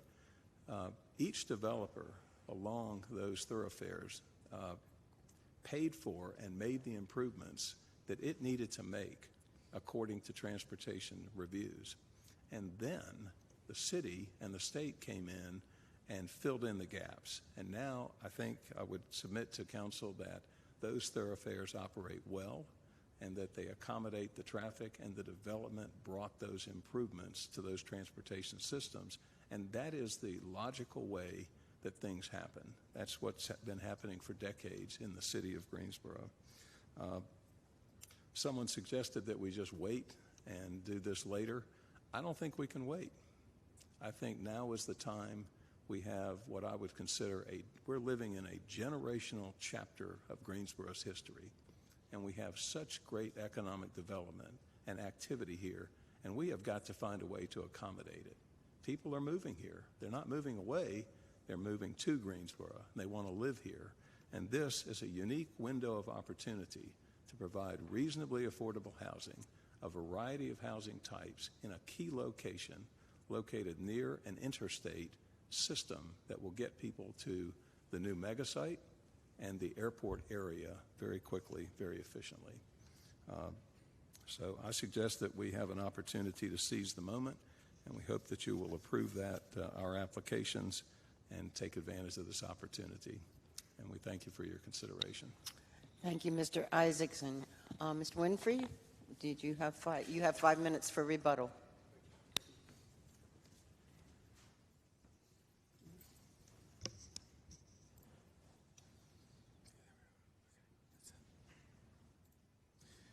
I'd like to just briefly respond to the observation about Horseman Creek Road. I do not recall there being a 800 or 900 unit development being approved on Horseman Creek Road when it was 2 lanes. And so I respectfully submit that is not an apt example, and frankly argues against their position, because I don't recall there ever being a development of that size on 100 acres when it was 2 lanes. I'd like to show, if I might, pull this up here. I'm sorry. This is showing the traffic. You saw most of this slide earlier from Mr. Isaacson's presentation, but I have added to his slide the areas that will still remain 2 lanes after the school is built, after the developer makes their required improvements. So we will still have these areas that are in red will still remain 2 lanes after this development is built. And so we will have a bottleneck. Kivett Drive is a very dangerous intersection now. It will be even more so after this comes in. Kivett Drive will remain 2 lanes. There'll be a 2-lane stretch between the development and the school. Then it will go to, there'll be a turn lane added for the school, as Mr. Isaacson has indicated. And then after the school, it will go back to 2 lanes again, all the way to 220. And so this bottleneck goes from 3 to 2 to 3 to 2 is creating bottlenecks that I think are going to be more impactful than we can realize now. And that's why we hired a traffic engineer to do our own analysis of theirs. And so at this point, I would invite Mr. Hyder to come up if he may want to add points to this. But, particularly if you have any questions about his review of the TIA, I would invite you to do so. Finally, I'd like to thank you for all your time. I know we've met with several of you, and several of you made trips down to the site, so I appreciate your time and consideration of this matter. Thanks so much. So there's the time. Maybe you have 2.5 minutes. 2.5 minutes. Thank you, ladies and gentlemen. I appreciate the opportunity to be here. My name is David Hyder. I am a professional engineer in the state of North Carolina. I earn my living doing traffic impact analysis and occasionally commenting on these. Some things that I must comment on is the risk associated that you have. I mean, you have probably the hardest job in the room tonight. And I've stood on both sides of the counter, so I understand. But you have in your hands the future of this neighborhood. And so the question in my mind is it appropriate to approve this zoning application, this annexation, on a system that, on a set of documentation that is incomplete, contradictory, and not well documented? Those are my basic findings. We've talked a little bit about the DOT standards. DOT standards are quite simple, and there are several, but I'm going to only hit 2. And the city of Greensboro, and your transportation director is a good friend of mine. Sort of know her standards as well. DOT says 3,000 cars a day is the general threshold for doing a TIA, for requiring one. I believe the city of Greensboro probably says 100 vehicles in an hour, near the peak hour. Peak hour is very important to traffic folks like me because that's when most of the problems occur. But here are some things that are not documented. One, how did they derive the trip distribution? It says engineering judgment, but there's no documentation. For Sumner School, the growth rate was 4%. For this TIA, the growth rate is 1%. Well, which one is right? They're only 1,000. They're less than 1,000 feet apart. And then, what is the other one? When I do a TIA, and I've done TIAs in this region, DOT tells me very carefully, tell me who is responsible for the improvements so that we can hold them to it. That's conspicuous by its absence. So what I'm telling you is that it's, in my opinion, incomplete, inconclusive, and not well documented. Thank you. Thank you. Council, that is all the time for the public hearing. And does council have anything they would like to add, talk about, discuss? Mayor, there Pro were Tem. references regarding our transportation evaluation. I think it might be beneficial to hear from staff on that. Great. Would someone like to address that, please?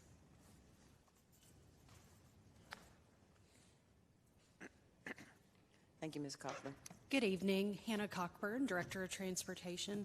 I'm happy to answer any questions that you have about the process we use for traffic analysis.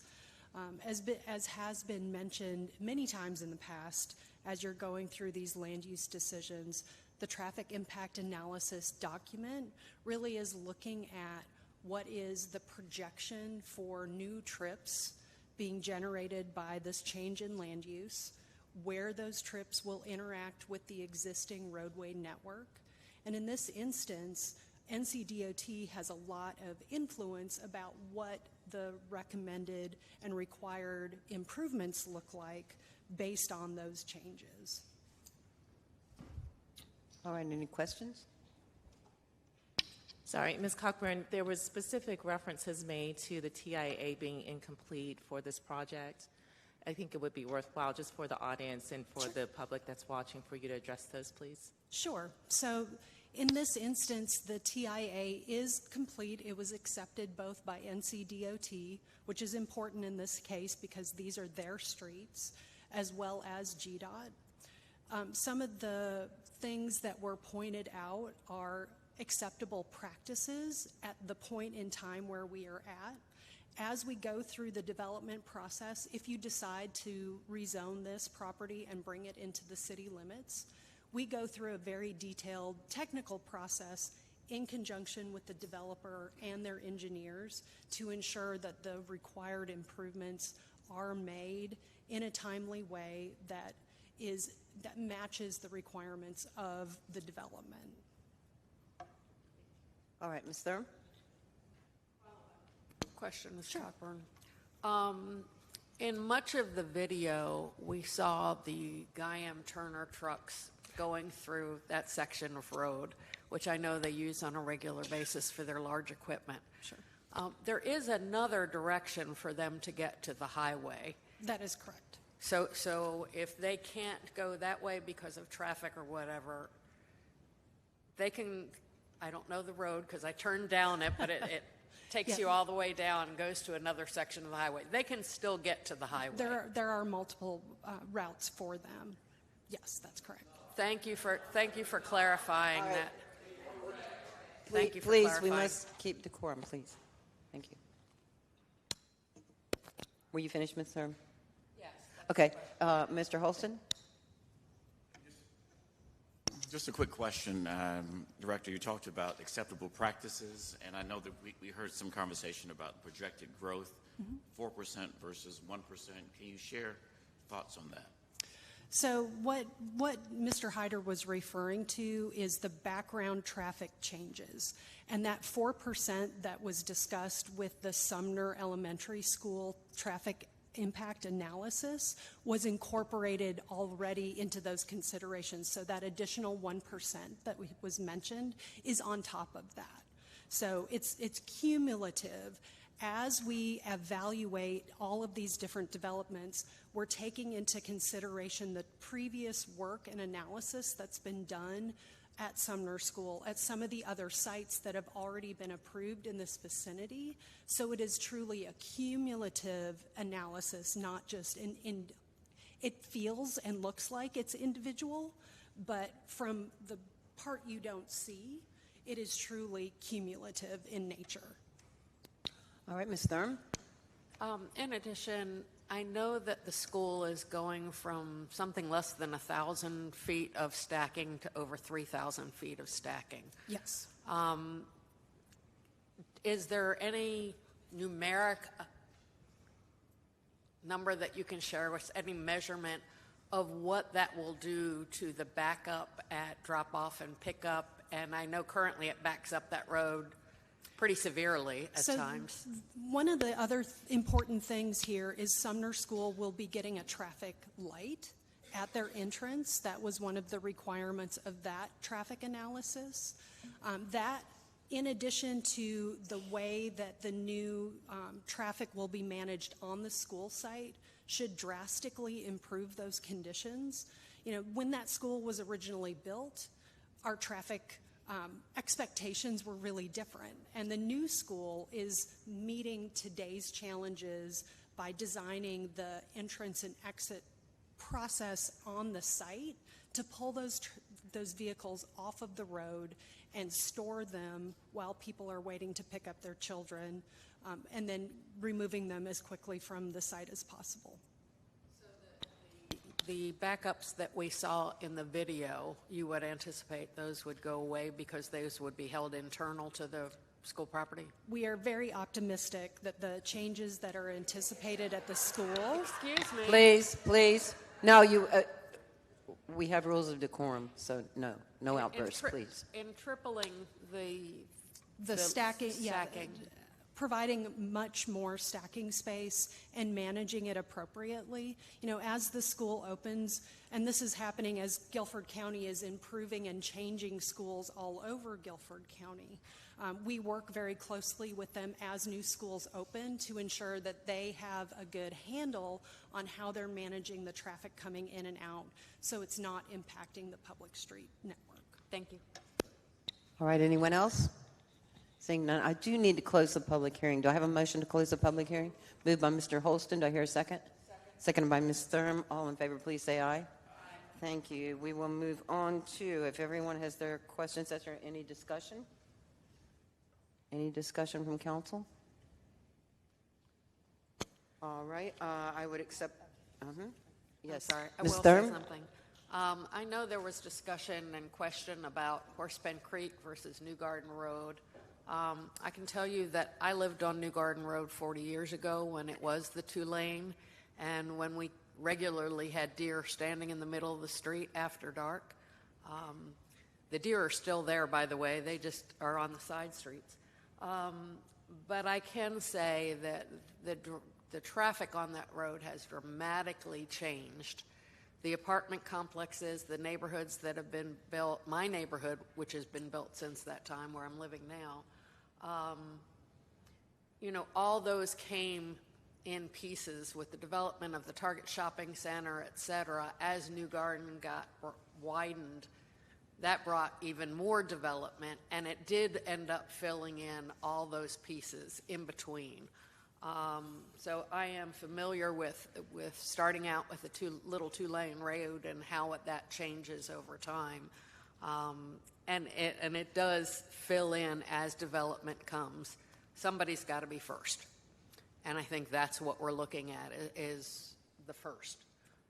And I would anticipate that, quite frankly, if council approves this tonight, this will not be the last in the area, and that piece by piece, that whole area will fill in and widen out rather quickly. Thank you. Thank you. Before I take a motion vote, I do need to read. Madam Mayor. Oh, I'm so sorry. Who has a comment? Adam, go ahead. Yeah, just a few comments. And first, I want to thank everybody for being here. I do think we get to better results and projects when there is somebody on the other side. So thank you for being here and for advocating for your community.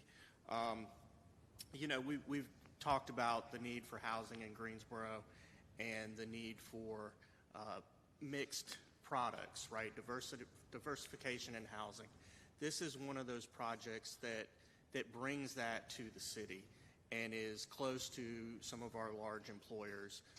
People are moving here, and we do have to have the housing. This adds a huge chunk, potentially, to the road to 10,000, which is probably more like 30 or 40 or 50. So this is something that the city needs. And from a land use perspective, this is an appropriate land use.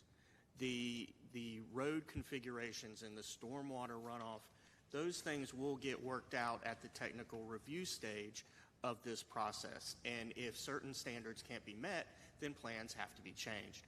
So I'm confident that this can be built to the specifications of the city, and I'm comfortable with the project moving forward. Oh.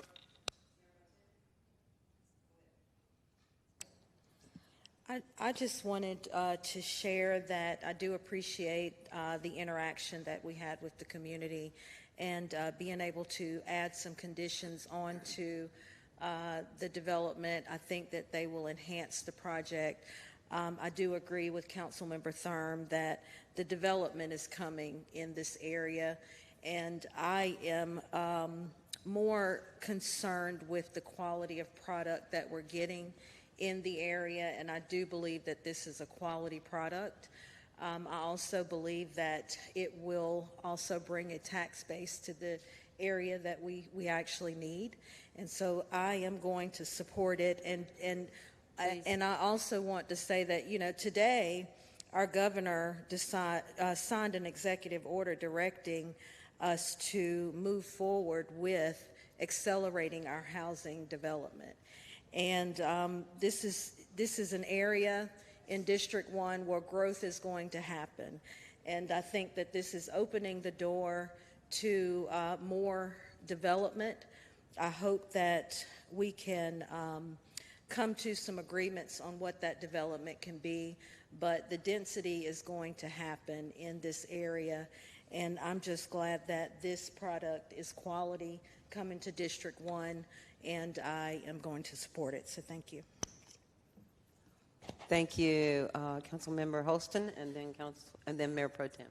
Yes, and I also thank the residents for coming out and sharing. And I think it was very helpful that there was the meeting of the community, and from that meeting there were many conditions that were brought in that I think are going to be helpful for the project. I am in support of the project. Because there is a need for housing. This is a good location for the housing.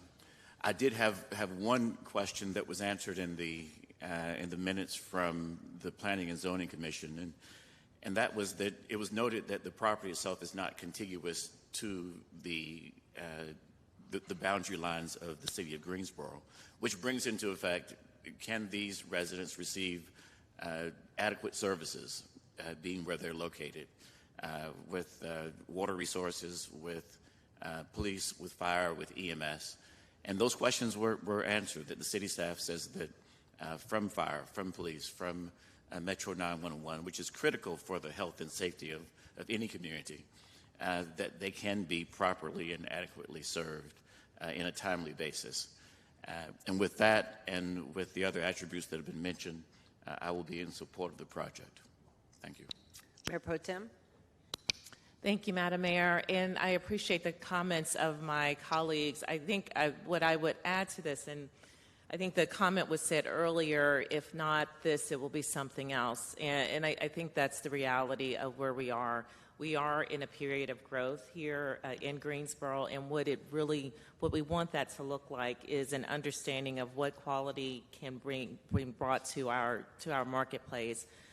As well as there to be a consistent conversation between all of those that are here today as well as those that are incoming, that is bringing our community together and bringing in the perspective of what the future looks like.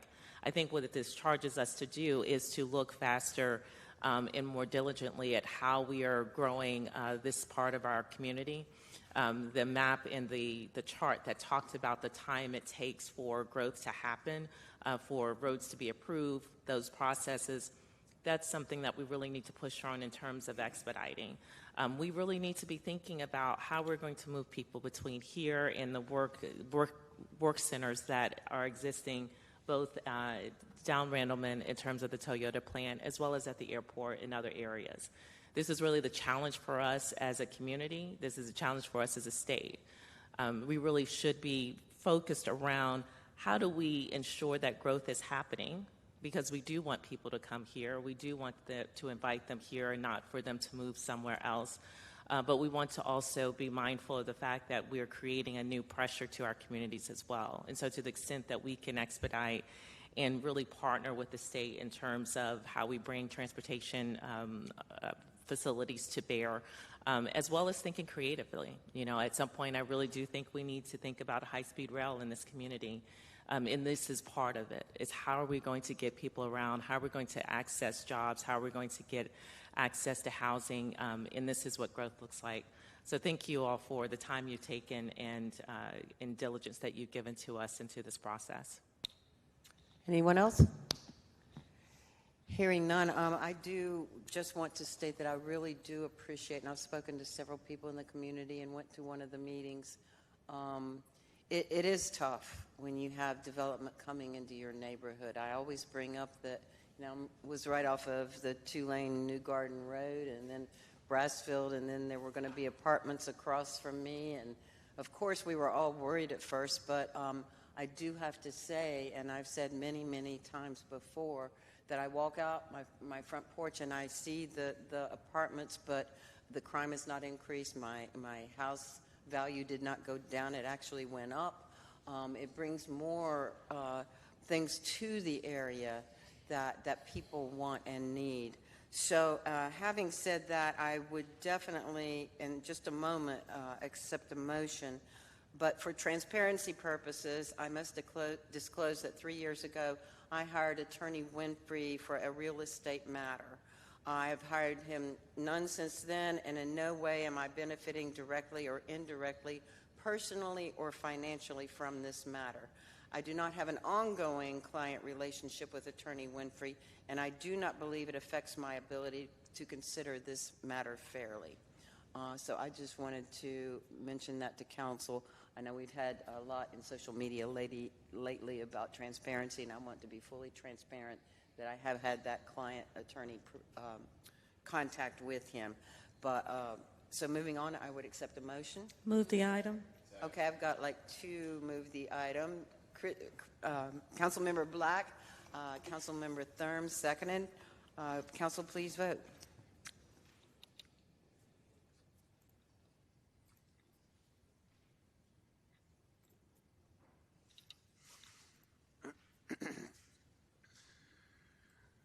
Yeah, there it is. After.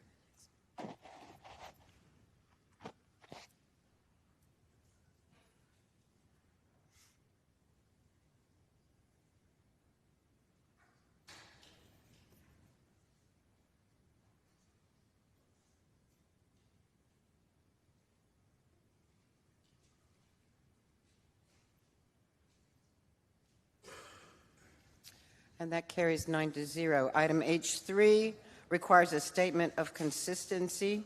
I will ask for a motion to adopt the ordinance. Motion. Moved by Mrs. Thurm, seconded by Mr. Holston.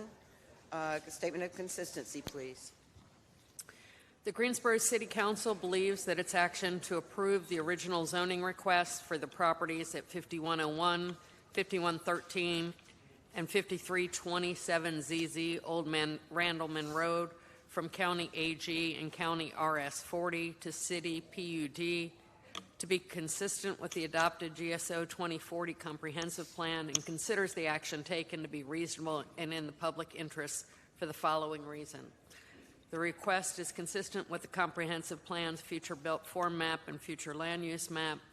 The proposed city PUD zoning district as conditioned permits uses that fit the context of the surrounding area and limits negative impacts on adjacent properties. The request is reasonable due to the size, physical conditions, and other attributes of the area. It will benefit the property owner and surrounding community, and approvals in the public interest. Thank you. Council, please vote.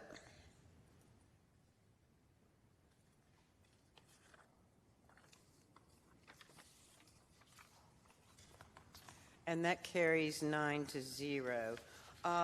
We have one more item on our public hearing, and we will move forward with that, and then we will take a 10-minute break.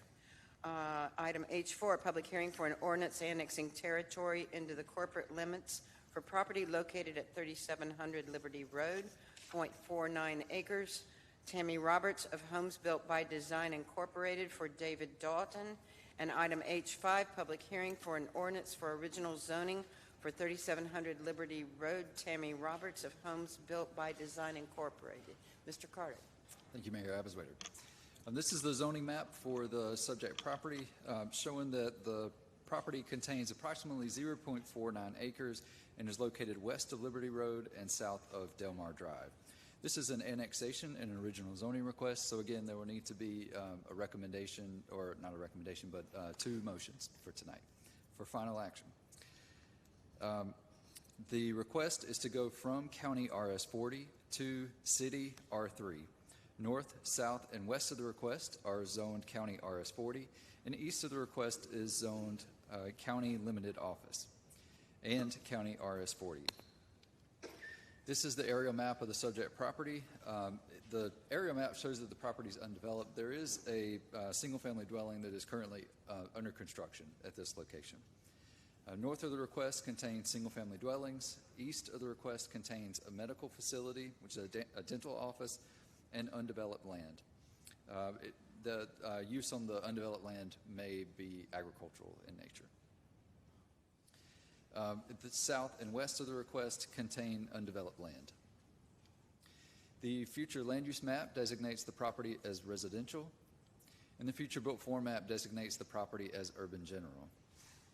There are no conditions with this request, and staff recommends approval, noting that the GSO 2040 Comprehensive Plan's future built form map currently designates the property as urban general, and the future land use map designates the property as residential. The proposed original zoning request supports both the Comprehensive Plan's Creating Great Places goal to expand Greensboro's citywide network of unique neighborhoods, offering residents of all walks of life a variety of quality housing choices. It is also supported by the filling in our framework big idea to arrange our land uses for where we live, work, attend school, shop, and enjoy our free time to create a more vibrant and livable Greensboro. The proposed R3 zoning district is primarily intended to accommodate low-density single-family dwellings and is promoting uses that are existing in the surrounding area. And with that, I can answer any questions that you have. Great. Any questions, Council? This is primarily for water, correct? Yes, this is for connection to water and sewer, yes. And yes, the Technical Review Committee recommended approval of the annexation, as did the Planning and Zoning Commission. The Planning and Zoning Commission recommended approval of the original zoning 7-0 with no speakers. Great, thank you. There's no one signed up for public hearing, so I would accept a motion. Moved by Mr. Holston. Seconded by Ms. Thurm. The council, please vote.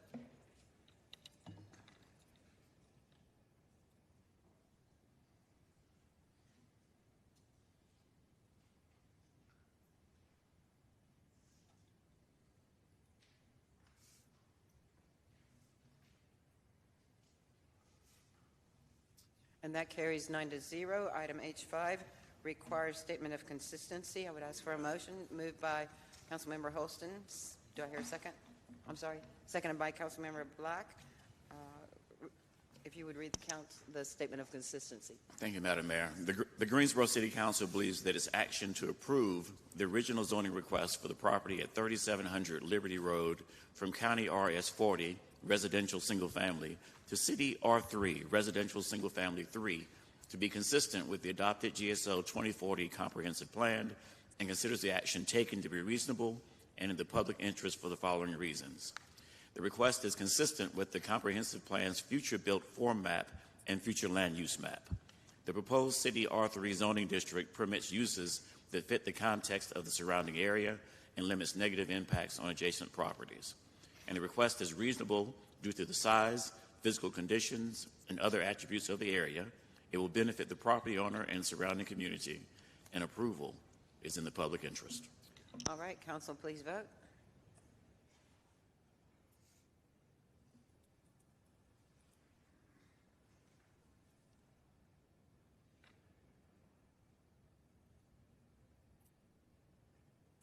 And that carries 9-0. The last public hearing item is item H6, public hearing for a resolution ordering the making of certain local improvements, an 8-inch sewer line improvement on Battleground Avenue from a proposed manhole at 4079 Battleground Avenue to 460 lineal feet to 4089 Battleground Avenue. Is there anyone here to discuss this? Any discussion from council? And there's no one signed up for the public hearing, so I would accept, moved by Mr. Holston, Second. Second, oh, well, I heard Mr. Marshall first. Okay, Mr. Marshall, second. Council, please vote.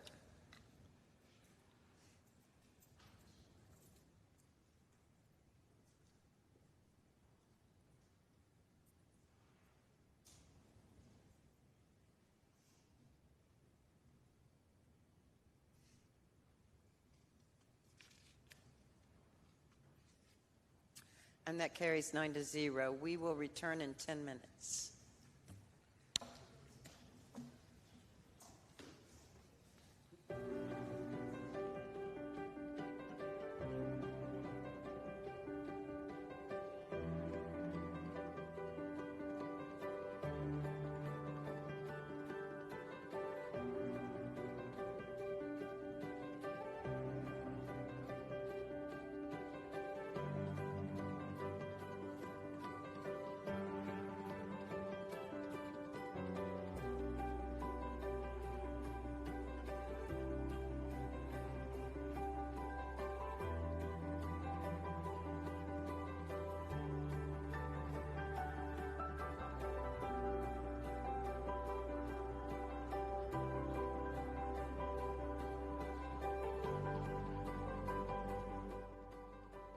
Parking in downtown Greensboro is easy with the Park mobile app.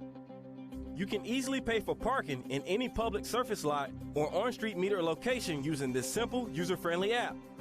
After downloading and opening the app, you will see a map displaying your location and nearby parking zones. Once you've parked, confirm your zone number on the closest Park mobile sign, select the amount of time you'd like to stay, and complete your payment. Need to extend your time? Open the app and add to the maximum time limit allowed in the zone. No smartphone, no problem.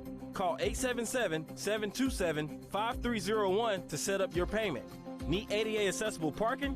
Display your valid plot card and select the accessible zone in your location, even if you aren't in a designated accessible space.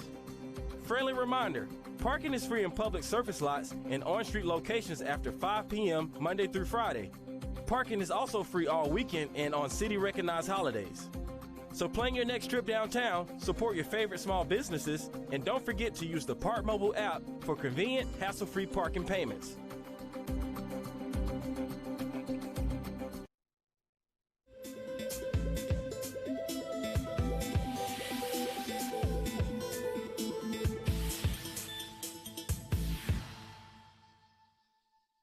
As someone who's been involved with the GAC for a number of years, it is incredibly rewarding to see the impact of this wonderful facility, not only here in Greensboro, but throughout the whole region.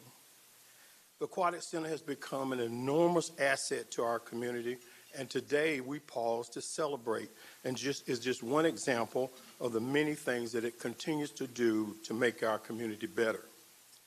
A key success of both the Aquatic Center and the Learn to Swim program is the leadership and vision of the facility's very first manager, Susan Barman. Susan has not only helped shape the Greensboro Aquatic Center from the beginning, she has also created the Learn to Swim program. She now serves as the executive director, guiding us through with the same passion and commitment that she has shown for a number of years. Please join me in welcoming Susan to our podium. She has a very important announcement that she'd like to make. Susan?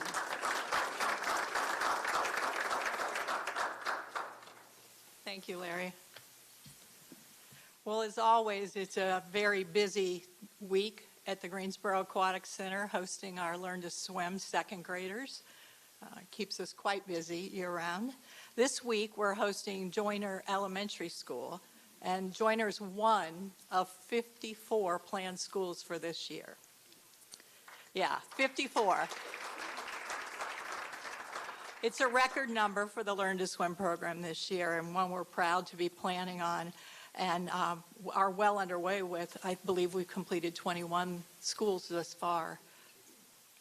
The 54 schools being a record is just, as you'll see up on the chart on the screen, it is the example of the tremendous growth, the remarkable growth of the Learn to Swim program. I'd like to take a moment to recognize several people that are keys to the partnership that we have with the Greensboro Aquatic Center and with the Guilford County Schools.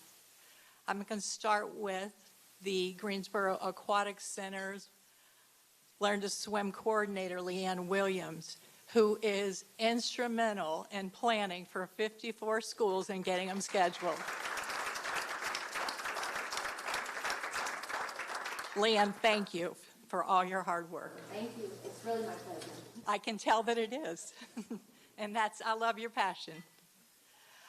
Next, I'd like to recognize all of the volunteers and instructors. We have several here today. They get in the water daily to make this program as successful as it is. So if you're an instructor for our program, volunteer, paid, deck coordinator, would you please stand and let us recognize you for all your efforts?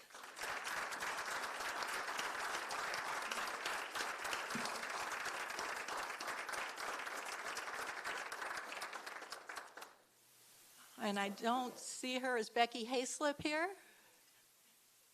Becky is with Guilford County Schools. She's our liaison for the program, and we greatly appreciate all that she does to help make this a cooperative effort so successful. We could not ask for a better partner to work with at Guilford County. Thank you, Becky. So we're gathered today to announce the recipient of the 4th annual T. Diane Bellamy Small Learn to Swim Instructor Service Award. This award is named in honor of Guilford County School Board member and Greensboro Aquatic Center volunteer T. Diane Bellamy Small. And this award recognizes an individual who has provided longtime support and commitment and dedicated service to our Learn to Swim program. I'm honored today to be able to announce to you that the instructor this year is Alan Parson.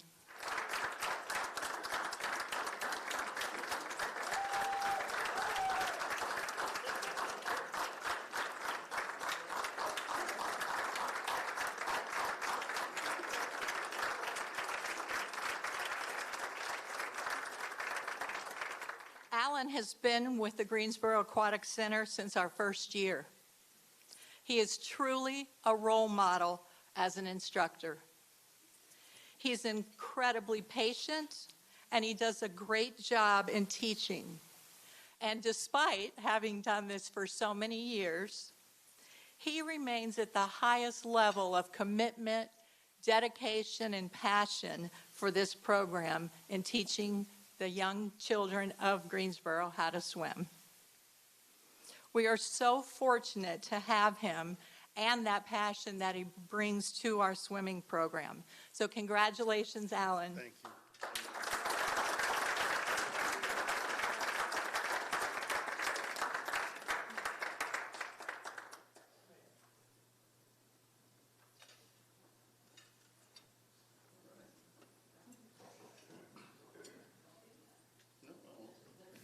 First of all, I want to give my thanks to the Lord Almighty, our God, who made this possible for me to be up here accepting this award. Without him, it wouldn't have happened. Secondly, I'd like to thank Susan and David, because without them, it wouldn't have happened. I got out of school when I was an older person. I went to school back when I was 50-something years old, and came over to the Aquatic Center after they built this place, and I was offered an opportunity to help them with the second grade Learn to Swim program and start any other programs that they have, and I've been there ever since. And I thank them both for giving me that opportunity. But most of all, I'd like to thank all my friends that are here today, because this has been a journey. And every one of you have been on this journey with me. That's why I invited you here with me. If it wasn't for you, I wouldn't be here. You may not think you've done anything to help me move forward with what I'm doing, but you touch my heart every step of the way on this journey. And I appreciate your fellowship with me, the encouragement that you've given me to keep doing what I'm doing. And I just thank all of you for doing the things that you did to get me where I'm at and get this award today. So I thank you all. God bless.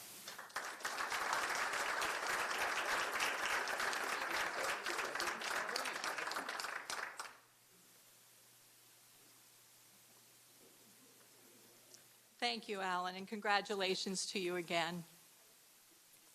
Before I invite our next speaker to the podium, I want to take a moment to recognize the previous winners of the Learn to Swim Instructor Service Award, and that includes Jamie Miller, Lisa Key, and Mike Leonard.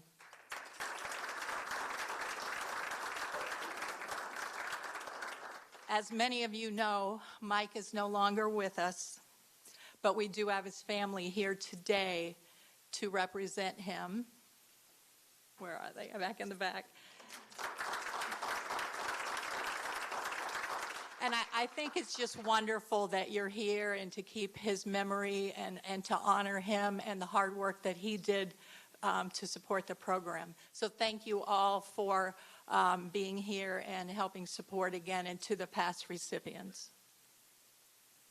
So we have a special guest here today who would like to congratulate Alan on his award and to talk to you a little bit about the benefits that our second graders throughout Guilford County are receiving through this Learn to Swim program. So please help welcome the Superintendent of Guilford County Schools, Dr. Whitney Oakley.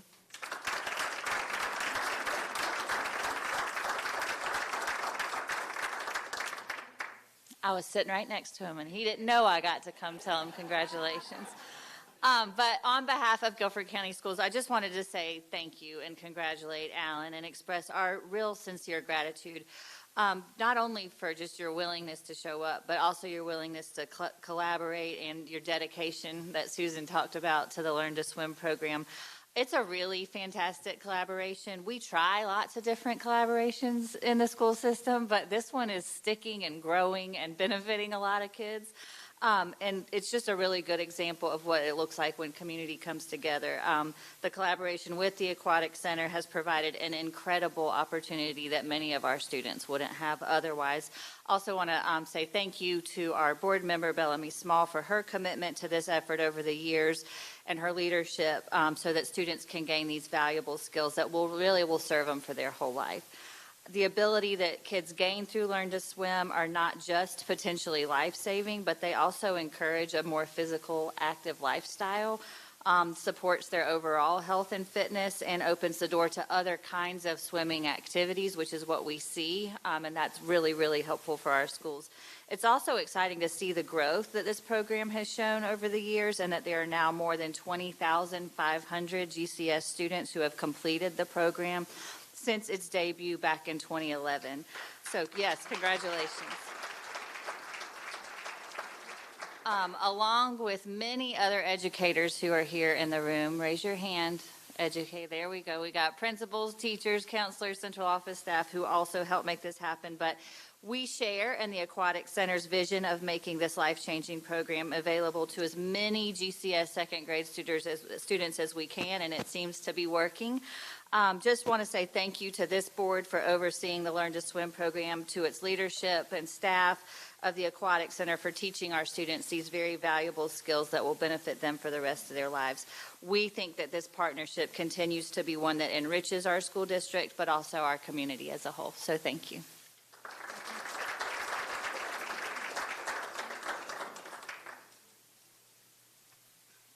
Thank you, Dr. Oakley, and thank you, Guilford County Schools, for the continued support and partnership of the Learn to Swim program.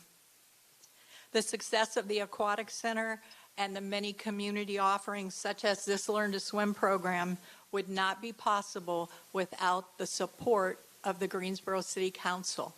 So for our final speaker today, please help me to welcome a longtime advocate of the Aquatic Center and big supporter of the Learn to Swim program, our new mayor, Mary Kay Busewader.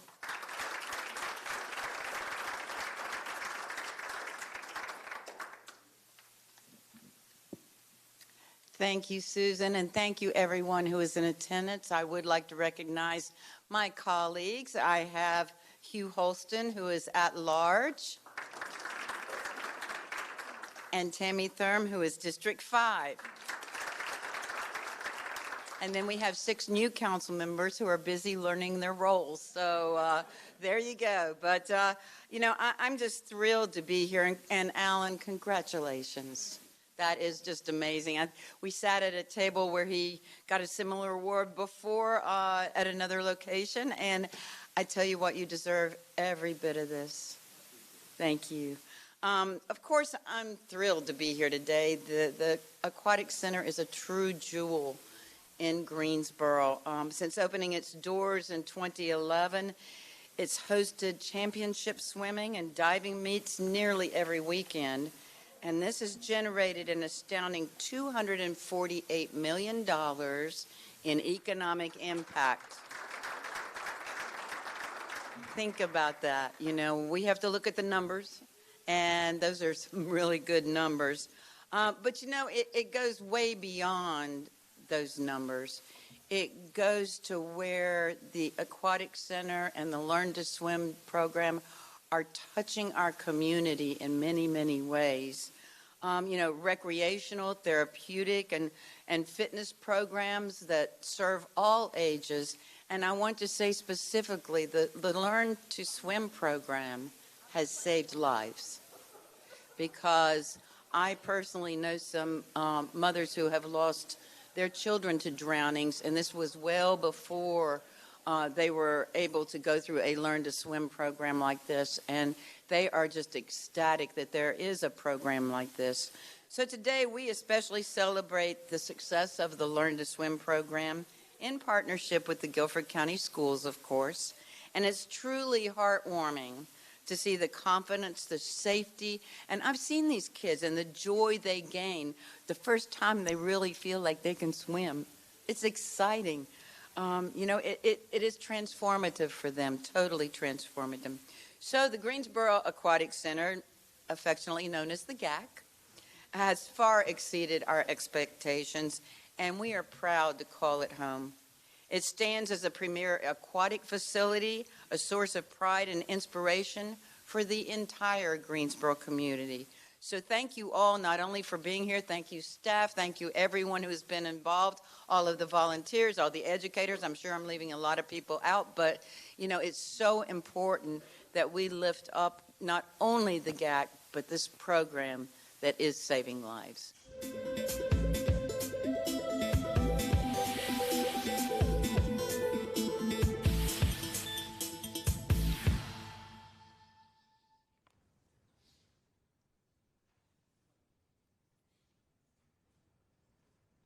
All right, we are back, and we will begin our general business agenda. This is now the time for general business items. Item I-1, resolution directing the filing with the city clerk of the budget estimate for fiscal year 2026 to 2027. Mr. City Manager. Thank you, Mayor. Well, first I'll say good evening to Mayor, members of council, to our residents, to our employees that are here and watching. In accordance with the General Statute of North Carolina and on behalf of our dedicated staff team, it is an honor and a privilege to present to you my recommended budget for the City of Greensboro for fiscal year 2026-27. It is a balanced and fiscally responsible plan that maintains essential services, responds to significant cost pressures, and begins to connect our annual budget decisions more deliberately to Greensboro's long-term direction. This budget is not simply about funding another year of operations. It's about maintaining the core services residents rely on every day, responding to costs that can no longer be deferred without consequences, and continued target investment in areas identified as most important. Those areas, I will tell you, are our employees, our public safety, infrastructure, facilities, housing and economic development, and the internal support systems that make service delivery possible. This is also the first budget cycle that we begin using Vision 36 as more than just a planning exercise. That makes this budget year consequential in the most sense. This budget was developed in a challenging fiscal and financial environment, but it also gives us an important opportunity to be more disciplined, more intentional, and more aligned with how we move forward. I'm proud of the way that our staff and departments have approached this work, because this work is not easy work. They focused on efficiency, they focused on stewardship and smart prioritization while continuing to deliver the high-quality services our residents both expect and deserve. The priorities reflected in this budget are not separate efforts. They are connected. They represent the intersection of community need, organizational capacity, council direction, and the long-term opportunities before Greensboro. This budget begins to put those pieces all in the same lane. Now, I've mentioned Vision 36, and we worked together on this through our retreat, and we continue to build this out. Let me talk a little bit to the community and the people watching so they understand what this means to us. So Vision 36 gives a framework for making budget decisions with a more discipline, consistency, and long-term focus. It is intended to help us move from reacting year to year toward aligning our capital policy and operating decisions around a more clear direction for Greensboro. Now that matters in this budget because every major investment should be tested against the same basic questions. Does it advance our strategic priorities? Does it improve access and community benefit? Does it strengthen our workforce and talent position? Does it leverage partnerships? Is it financially sustainable? And does it make Greensboro more competitive over time? This budget does not complete that work. It does not fund every need identified through Vision 36. But what it does, it begins to put the framework into practice. It starts moving us from disconnected decisions toward a more aligned approach to growth, service delivery, and long-term community impact. This budget is presented in a reevaluation year. So it is important to be clear about what this recommendation does and also what it does not. So the city's current total property tax rate is 67.25. The recommended total rate for fiscal year 2026-27 is 58.3 cents. That is lower than the rate in the current year, but it's above the estimated revenue neutral rate of approximately 48 cents. That distinction matters. Reevaluation changes property values, but the amount of revenue available to support city services is determined by our tax rate that council adopts. A revenue neutral rate would hold property tax revenues roughly flat after reevaluation, but it would not provide enough recurring revenue to maintain current services, support employees, address operating cost pressures, and continue targeted investment in council priority areas. The recommended rate is intended to strike that balance. It reduces the rate from where it is today. It recognizes the impact of reevaluation on property owners and still provides the financial capacity needed to sustain core services and move key priorities forward.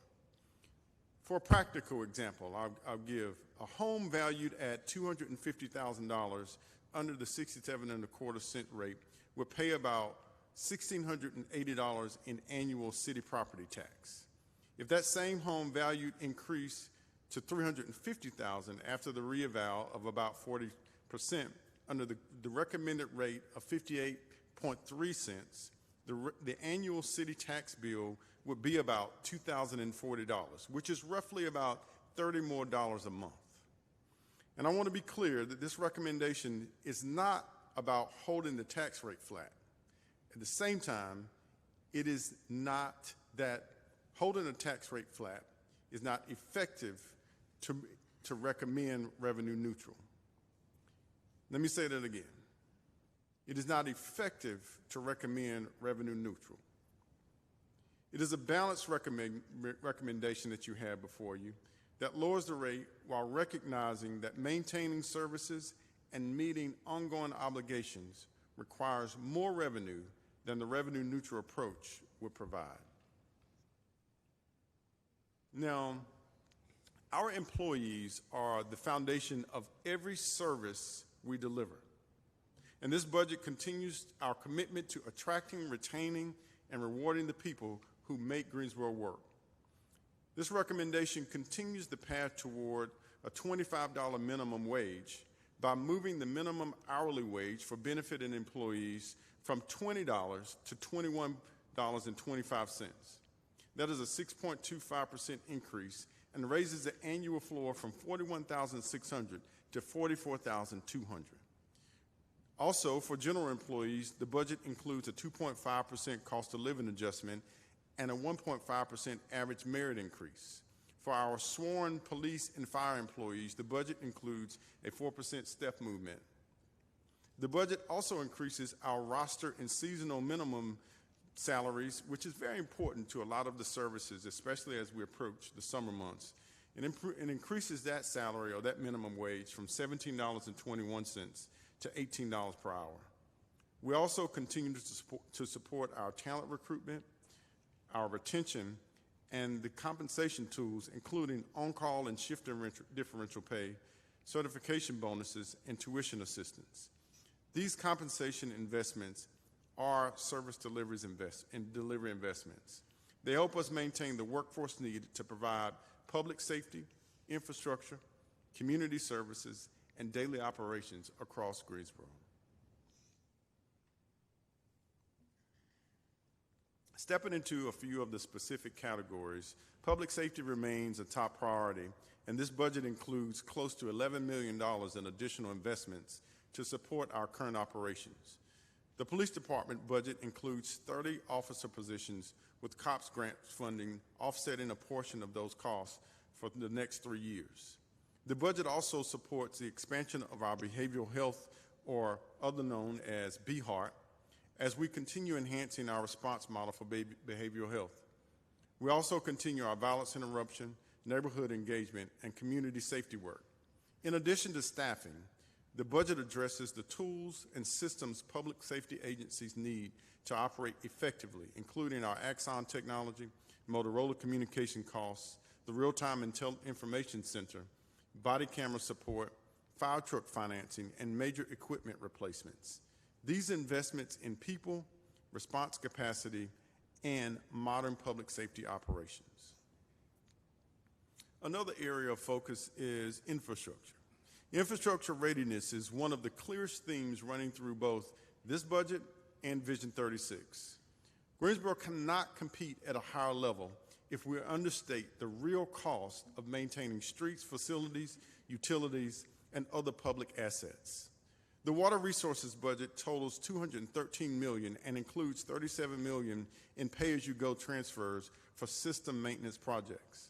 The recommended water and sewer rate increase reflects the reality that system replacement, regulatory compliance, and growth capacity all require sustained investment. The budget also supports major facility and capital needs, including opening preparation for our Windsor-Chavis NOCO complex, street and sidewalk work, stormwater and maintenance crews, restored engineering and inspection maintenance funding, and continued planning for proposed 2026 bond projects. These actions are not isolated line items. They reflect a broader recognition that infrastructure requires sustained reinvestment, not periodic attention. For residents, this is about reliable daily services and visible community conditions. For businesses, it's about confidence that Greensboro has the infrastructure capacity and organizational discipline to support the growth that we're seeing. Greensboro's long-term competitiveness will depend on how well we connect workforce pipelines, logistics, and manufacturing strengths, downtown and corridor vitality, mobility, neighborhood conditions, and support for business investment. This budget continues that direction through projected development activity, planning and inspections capacity, infill revitalization, continued partner support, and targeted economic development incentives. For a typical business, this is not just about incentives or tax rate. It is about whether Greensboro is strengthening the condition that matters most for investment and growth. Again, our public safety, infrastructure reliability, permitting capacity, talent alignment, and quality of place. Just a few notes. Since 2020, the city supported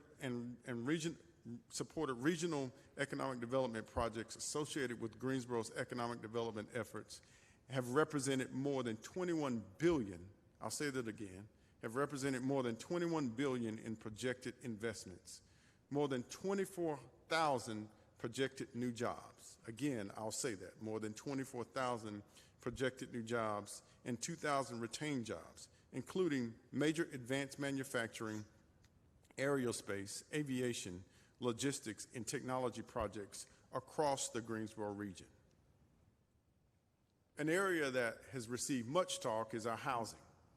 Housing and economic development are directly connected in this budget and in Vision 36. Greensboro's long-term competitiveness depends on having housing options for residents at different income levels, having strong neighborhoods, and an economic environment that supports job growth, private investment, and long-term tax-based growth. This budget continues support for the Nussbaum Fund, housing and homeless initiatives, the Road to 10,000. It also supports economic development partners, downtown and corridor investments, and other place-based efforts that strengthen Greensboro's position over time. Just as important, this work is not intended to rely only on city dollars. Let me say that again. Just as important, this work is not intended to only rely on city dollars. The goal is to use local funding strategically to leverage outside investment, including federal and state resources, private development, philanthropic support, and partnerships with institutions and community organizations. City investment should help unlock larger opportunities, not carry the full cost alone. The larger goal is to connect housing, workforce, infrastructure, and economic development so that growth is more intentional, more sustainable, and more broadly beneficial across the entire Greensboro community.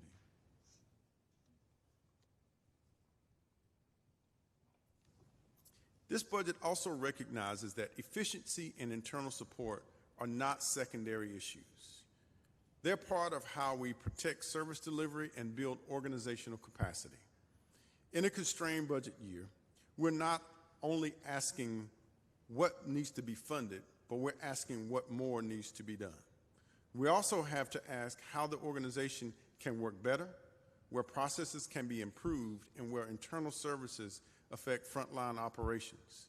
The recommended budget includes support for several of those core systems, including technology platforms, public safety communications, equipment replacement, healthcare insurance, and other internal service needs.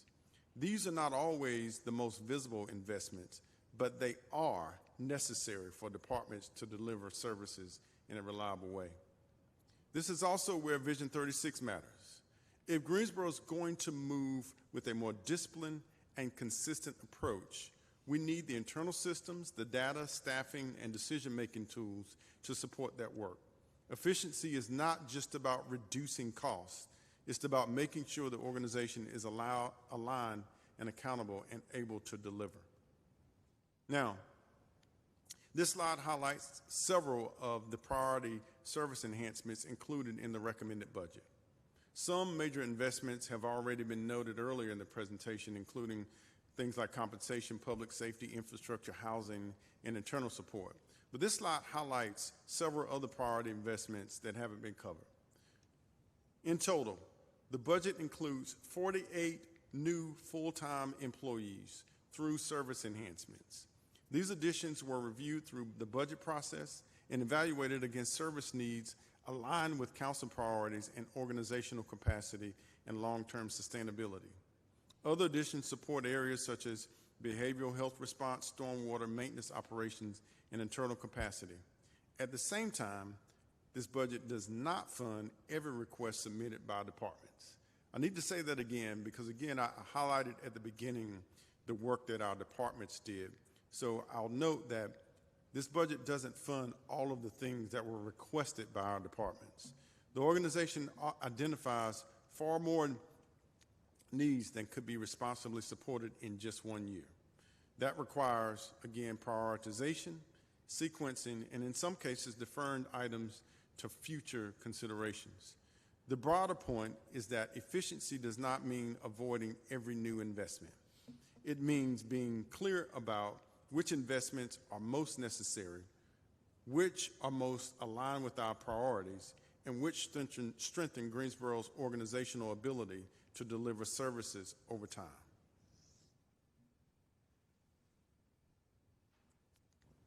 Looking at the total budget, the fiscal year 2026-27 recommended budget totals $913 million across all funds. That's an increase of $83 million, or 9.9% over the current year amended budget. Now, when we look at the budget by expenditure categories, the largest share remains maintenance and operations at about $513 million, or about 56% of the total budget.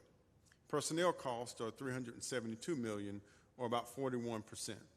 Capital outlay totals $29 million, or about 3%.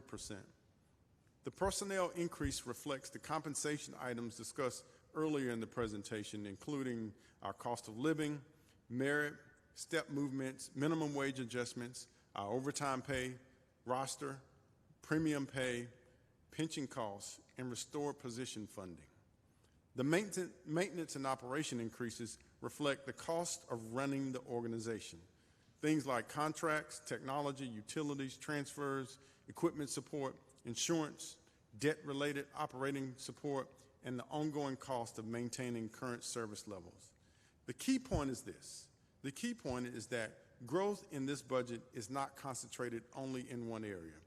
It reflects a combined cost of people, operations, infrastructure, technology, and service systems needed to keep Greensboro functioning at the level that our residents and our businesses expect. On the revenue side, the recommended budget is supported by a mix of property taxes, user charges, sales taxes, intergovernmental revenue, fund transfers, and other sources. The largest revenue source are user charges at $348 million and property taxes at $329 million. User charges are largely tied to services such as water, sewer, stormwater, solid waste, and other fee-supported operations. Property taxes remain the primary revenue source for the general fund and many other core services. Property tax revenue increases by 21%, which is driven largely by reevaluation and the recommended tax rate. Sales tax revenues are more modestly increasing at 4.2%, while intergovernmental revenues increase by 9.4% and changer fees by 8.7%. The most important point is that not all revenue is interchangeable. Some revenues are restricted or tied to specific services, while property tax and sales tax revenues provide the broader support needs for core operations. That is why the tax rate discussion matters so much in this budget. It determines the level of recurring revenue available to maintain services and address the cost pressures discussed throughout the presentation as noted today. The recommended budget is built around a straightforward responsibility: maintaining the core services residents rely on while positioning Greensboro for what comes next. Again, I'll say that. The core of this budget is about maintaining the core services that our residents rely on while positioning Greensboro for what comes next. It responds to documented cost pressures that can no longer be deferred without affecting service delivery. It continues investing in the workforce that provides those services every day. It supports infrastructure and operating readiness from utility and facilities to technology, equipment, and internal systems. Most importantly, it begins connecting annual budget decisions to longer-term direction established through Vision 36. This budget does not solve every challenge in 1 year. Again, this budget does not solve every challenge in 1 year, but it does move Greensboro toward a more disciplined, aligned, and sustainable approach to growth, service delivery, and community impact. So, Council, I look forward to working with you through the budget review process and appreciate your continued leadership and partnership. I'll go to the next slide to highlight for the council and the public over the next few weeks. Tonight is the beginning phase of our project, or the next phase of our budget process. So this recommended budget is now before you, council, for your review, your discussion, and your direction. A few things on our schedule coming up include 4 budget work sessions. So this Thursday, May 21st, May 28th, June 4th, and June 11th. A few dates for our council meetings will be the public hearing will be our next scheduled meeting, which is June 2nd, and budget adoption is scheduled for June 16th, ahead of the new fiscal year beginning July 1st. Tonight's presentation is intended to formally submit the recommended budget to council for questions and discussions that will take place during the upcoming sessions. Our goal is to make the choices and trade-offs clear so that council can adopt a budget that reflects the community's priorities, fiscal responsibility, and Greensboro's long-term direction. Council, I want to close by thanking you for your leadership. I want to say thank you to the residents who have engaged throughout this process. I also want to give a huge thank you to our staff across the entire organization who worked to pull this recommendation together, especially our all-star budget and evaluation team who are sitting right behind me here for their analysis, their coordination, and also I'll say this, their discipline that's required to bring this budget forward. And I want to end on this. And some of us have had conversations, or you've heard reflections. We've talked about it in Vision 36. Greensboro has assets, it has institutions, it has civic foundations to compete at a higher level. I would say to you that this budget begins aligning our decisions, our resources, and our expectations with that opportunity. So, council, I respectfully submit the fiscal year 2026-27 budget for your consideration. Thank you. Thank you, Mr. City Manager. I know we'll probably have a lot of things we would like to discuss, but I do want to thank you and your team, and I do think that there's been a lot of hard work put into this. So don't know if council has any comments or anything. If I could entertain a motion to adopt the fact that it is being filed. Moved by Mr. Holston. Do I hear seconds? Seconded by Mayor Pro Tem. Council, please vote.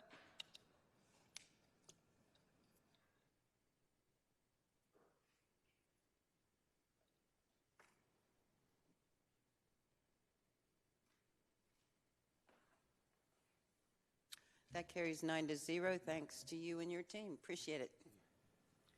All right. Moving on to item I2, resolution approving $3.5 million addendum for management and operations of transit services with RapDev USA Incorporated. Unless there are any questions or comments, I would accept a motion.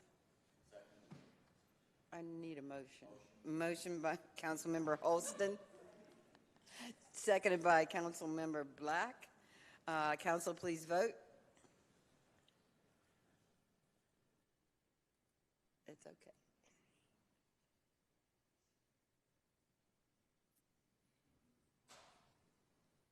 And that carries 9-0.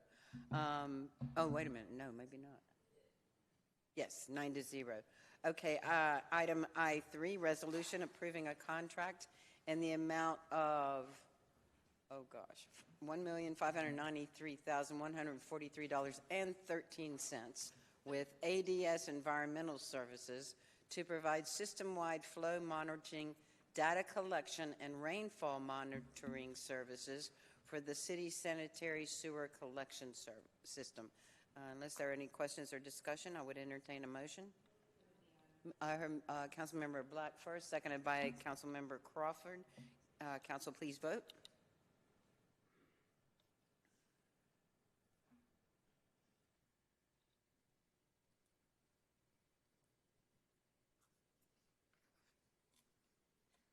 And that carries 9-0. Item I4, a resolution authorizing a change order in the amount of $2.3 million for contract 2024-0460 with Mainlining America, LLC, for the Water Line Rehabilitation 2025 project. Unless there are questions or discussion, I would entertain a motion. Moved by Councilmember Black. Do I hear a second? Seconded by Councilmember Marshall. Council, please vote.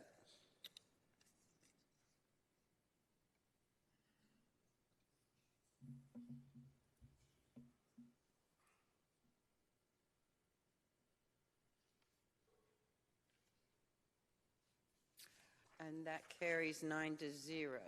Item I-5, ordinance amending state, federal, and other grants fund budget for the appropriation of funds from the North Carolina Department of Environmental Quality for the Bingham Park remediation project. Unless there's discussion or questions, I would accept a motion. Councilmember Black, yes. Moving the item, Councilmember Holston as a strong second. Council, please vote.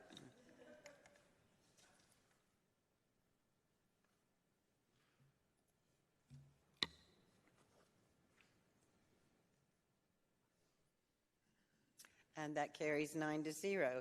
Item I-6, ordinance in the amount of $201,466,915, amending the fiscal year 2025 to 2026 Water Resources Enterprise Fund for the refinancing of 2024 revenue bond anticipation notes.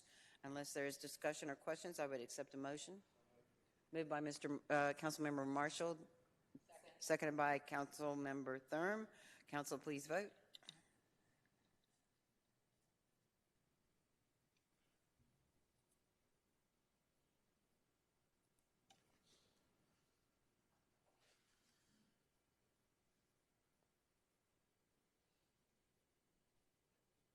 And that carries 9-0. Item I-7, to authorize the sale and issuance of not to exceed $21 million taxable and $199 million non-taxable CES revenue bonds. Unless there's discussion or questions, I would entertain a motion, please. Moved by Councilmember Marshall. Do I hear a second? Seconded by Councilmember Holston. Council, please vote.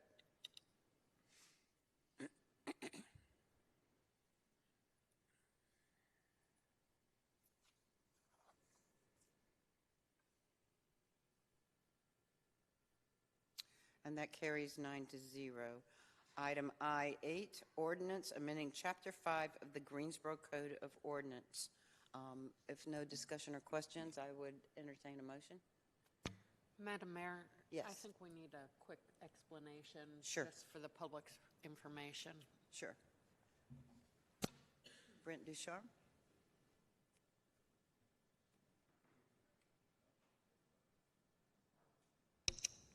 Sorry, members of council. Hope everyone's doing well this evening. This item is just a very brief ordinance amendment, as the next couple are as well. This one reflects the fact that animal control services are handled pursuant to an interlocal agreement by the county.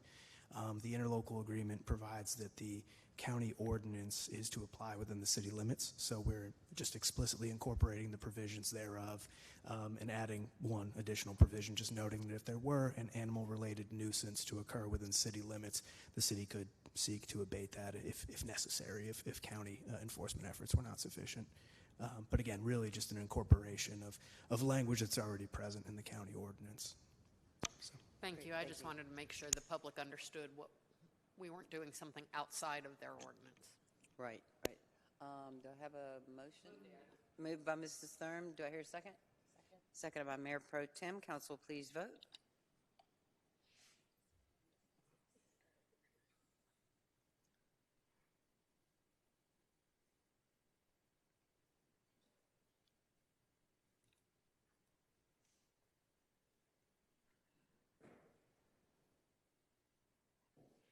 And that carries 9-0. Item I-9, ordinance amending Chapter 16 of the Greensboro Code of Ordinances. Would you like to explain, Mr. Ducharme? Yes, ma'am, certainly, Madam Mayor. Just a little bit more on this one, really broken down into two parts, I'd say. These are ordinance amendments, of course, regarding Chapter 16, motor vehicles and traffic. The first substantive piece of the amendment would be increasing the civil penalty that applies to parking of oversized vehicles on the street. So that that process has historically been for a first offense, folks would get a warning. Second offense would be a $75 civil penalty. Towing could be authorized after the third offense. What this would do would say instead of a warning on your first offense, you are looking at a $100 civil penalty. On your second offense, instead of a $75 civil penalty, you'd be looking at a $250 civil penalty. And again, third offense would still permit the towing. So that is first component of this amendment here. Secondly would be an amendment in regard to section 16-162. This is parking for the purpose of selling goods, washing, etc.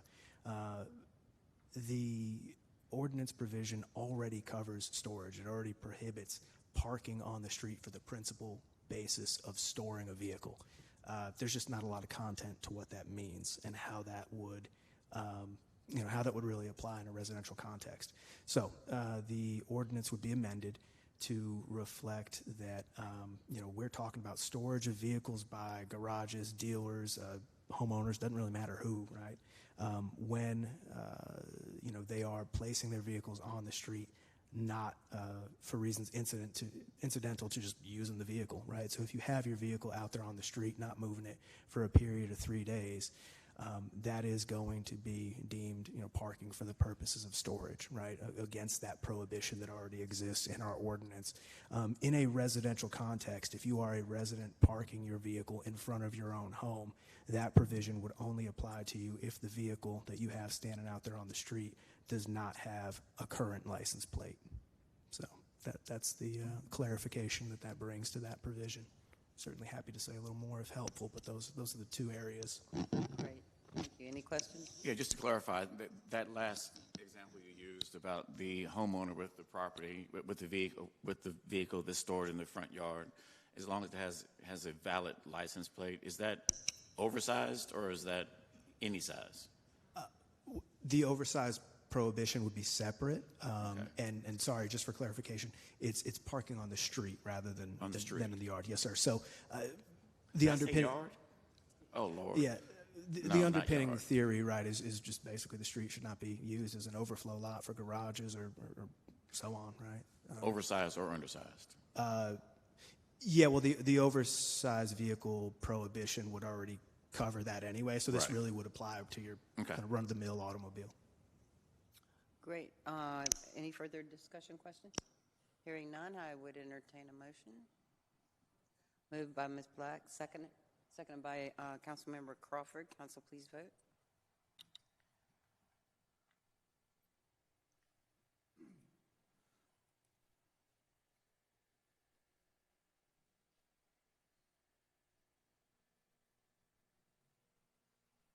And that carries 9-0. Item I-10. Now, we do have a speaker on this item, but after I read it, ordinance amending Chapter 17 of the Greensboro Code of Ordinances.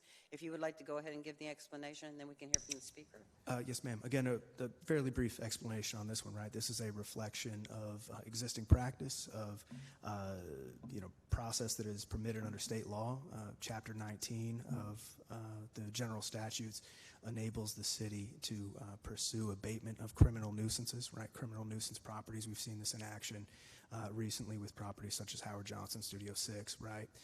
So this is just codifying in our local ordinance the fact that this process is out there. We can make use of it, and makes clear situations in which that can apply, right? So repeated breaches of peace, and borrows the statutory definition of what that means. So again, really just reflecting the fact that this is out there. This is a practice we can utilize. I think just ensuring the public's cognizant of that, aware of it.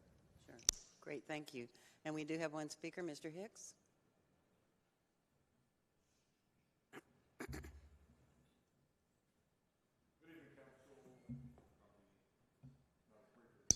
Good evening, Council. I won't be brief. Never mind. I support the intent of this amendment. I do. Safe neighborhoods matter. Good intentions without accountability can still do harm. And this ordinance, or this amendment rather, is not accountable enough just yet. And here's what's missing. The amendment allows the city to pursue nuisance actions through civil court under a lower legal standard than criminal court without requiring a criminal conviction. When the government is given broad power with fewer protections, the burden rarely falls equally. It allows investigations to begin upon notice from any citizen or public official. That means an upset neighbor, a disgruntled former tenant, or anyone with a personal grievance can trigger this process. In a city with deep inequities and long-standing distrust, that kind of broad discretion should concern us all. A property owner may not even know what is happening on their property, which I think is the intent, right? But can still face injunctions, penalties, or forfeiture. Landlord willing to cooperate or to take corrective action is not guaranteed that opportunity first. Nowhere in this amendment are the tenants and families living inside these properties protected. If a building is shut down, such as the Motel 6, people can lose their homes, even if they did nothing wrong. The amendment does not address that reality. There is also no requirement for public reporting, no clear standard for enforcement decisions, and no way for the public to know whether this power is being applied fairly. We know how systems like this can operate when left unchecked. If the intent is truly public safety, and I believe that it is, then add the safeguards, require notice, protect tenants, create transparency, define the standards clearly. The intent may be right, make the ordinance worthy of it. Thank you. Thank you. Any further discussion, questions? Councilmember Black. I would like to just have our city attorney's office to address some of those concerns, because to my understanding, these are documented criminal instances that happen at a residence, so that proof is already documented before the process is initiated. So could you please elaborate on that for me, please? Thank you. Certainly, and thank you, Madam Councilwoman Black. Under Chapter 19, nuisance abatement, there has to be a barrage of complaint-driven actions. So what this ordinance is intended to do and will do is, once those complaints have been, and we're not talking about one, we're talking about many complaints to the same residence, the landowner, the owner of the residence will have notice. You cannot do a nuisance abatement in any form. You cannot even start the process without notice. And what we do here in Greensboro is we send out a letter stating, this is the concern. We'd like to have a conversation with you to see how we're going to address that concern. And then the process goes from there. So there's not going to be anyone that's just put out of their home. That is also not true about any of the hotels that we have shut down. Both of those hotels had issues that required, the last one, Studio 6, those occupants were given a timeline as to when they were going to vacate. And then when the inspectors went in, they found electric as well as other issues that rendered the building unsafe for those residents to live in. And Councilman Holston can confirm that we had displacement specialists out there and helped every single person find somewhere to go. But had they stayed in that hotel, their lives would have been in danger. So it was absolutely our responsibility to make sure that they were not there. With this ordinance, again, it has to be complaint driven. People have to know what's going on. There has to be notice given, and it has to be a process followed. Thank you. Thank you. Thank you. Anyone else? Hearing none, I would accept a motion. Moved by Ms. Thurm, seconded by Councilmember Black. Council, please vote.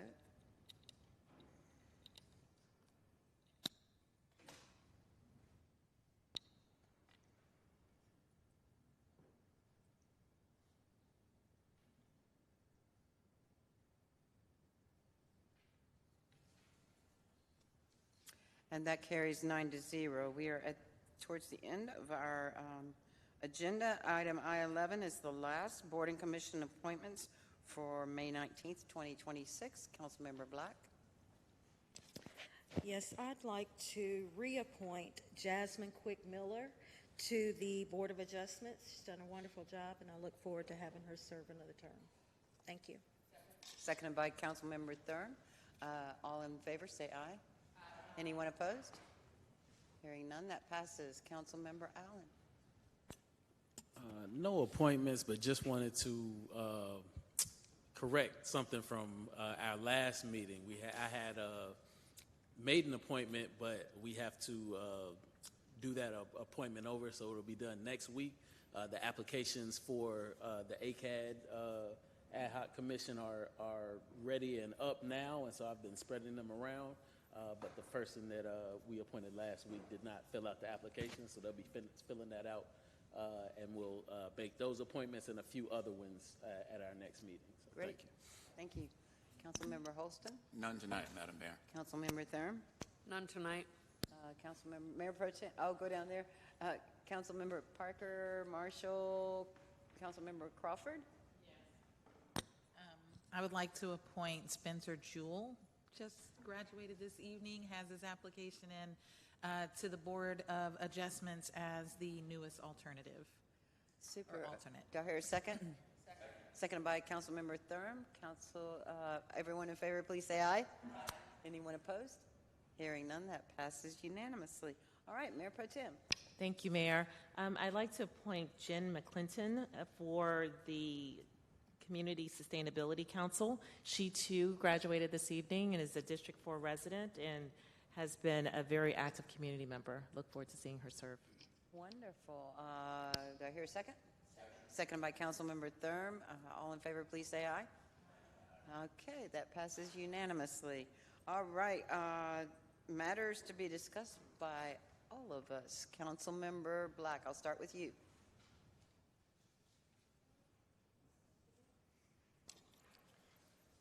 It's always a surprise which end you're going to start with. I just wanted to, lift up the City Academy and the work that they do and continue to do. The Community Relations Department under that program, being a part of City Academy and just seeing that it grow to 30 members, I think that it's going to serve our city well as just a valuable educational piece for our residents. And want to lift up those District 1 members. Thank you. I had a list here. Maybe I'll find it, maybe I won't, but I did have some District 1 District 1 City Academy members that I want to recognize. April Miller Hughes, Bettina Ross, Cheryl Johnson, Karen Lilly, and Veronica Griffin, and thank them for their service and look forward to having them serve on some of our boards and commissions. So thank you. All right. Is that for this evening? Okay. Councilmember Allen. Nothing? Councilmember Holston. I also want to echo for the City Academy graduates, congratulations to them.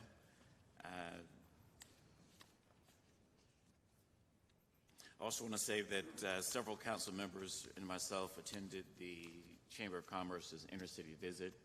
Myself, Councilmember Thurm, Mayor Pro Tem Roth, Mayor Boozwader, and also Councilmember Marshall with the tan jacket. And you're looking good in the tan jacket. And Wichita is a city that is known for its aeronautics and aerospace, and which is one of the prime reasons that we were there. What I saw was a tale of two cities, so to speak. Their downtown somewhat resembled the downtown that we have here in Greensboro, but when we took the bus ride out to the park, it reminded me a lot about Research Park that we have in Durham in this state, and they have a 100-year head start on us, and it gave us a glimpse and a vision for what Greensboro, with that mega site that we talked about earlier this evening, and when we have those supply chain suppliers coming in, building those concentric circles, that growth is on the horizon. And when I saw that, and then I listened to the conversation about the housing tonight, those 900 homes, we need them now, but we're really going to need them as these two megasite juggernauts begin to and continue to churn and drive economic development in our community. So it was a great trip. Looking forward to utilizing some of the knowledge and information that we brought back. And Madam Mayor, that completes my comments. Great, thank you. Councilmember Thurm. I would just like to thank Mr. Davis and his team, all the way through budget teams and department directors. I understand that a lot of work has gone into this budget. Thank you, Mr. City Manager. I think there's more work that we will be doing on it and more conversations to have. I look forward to what's ahead and the discussions ahead, and just want to thank everybody. I know that these budgets are hard. They're really hard, and it's a lot of work, and I appreciate the effort and the homework that's been done by the budgeting group so far, and I know there's more to come, so thank you for doing that. I'd also like to say that thanks to the Chamber for putting together the trip to Wichita. It was a very worthwhile trip. We learned a lot. We saw a lot. We came back with some good ideas. Mayor Pro Tem, I would like to thank you for the analysis that you put on your social media page. You did an amazing job of synthesizing what we learned and what we saw. And thank you for doing that. It was far better than I could have done, but I think it really gave the public a view of why we do these trips and what we have to work towards. So thank you for your efforts on that as well. All right, Mayor Pro Tem. Thank you, Mayor, and thank you, Councilmember Thurm, for your comments. I really appreciate it, and I apologize to the Chamber because I actually did not point them out, but they did a great job putting that trip together. And I'm sure you're going to hear from some of the other council members, and you may have seen the pictures of the downtown Greenway, the ribbon cutting, the community-wide ribbon cutting that occurred. So the point that I will point to is what these various pieces mean. You heard the manager provide a budget tonight that is looking holistically at where our needs are, thinking both about maintenance and growth for our organization, for the city operations, as well as the trip and discussion around the travel to Wichita, and it's an inside joke.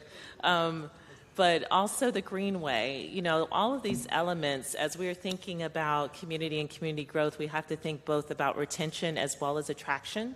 How do we ensure that the people that are living here today are finding the amenities and the attraction of living here, finding a place for family and for young people and people of all ages, those who are in their silver lines as well as those that we want to bring here to help improve our quality of life, and doing that in a way that is thoughtful and responsible.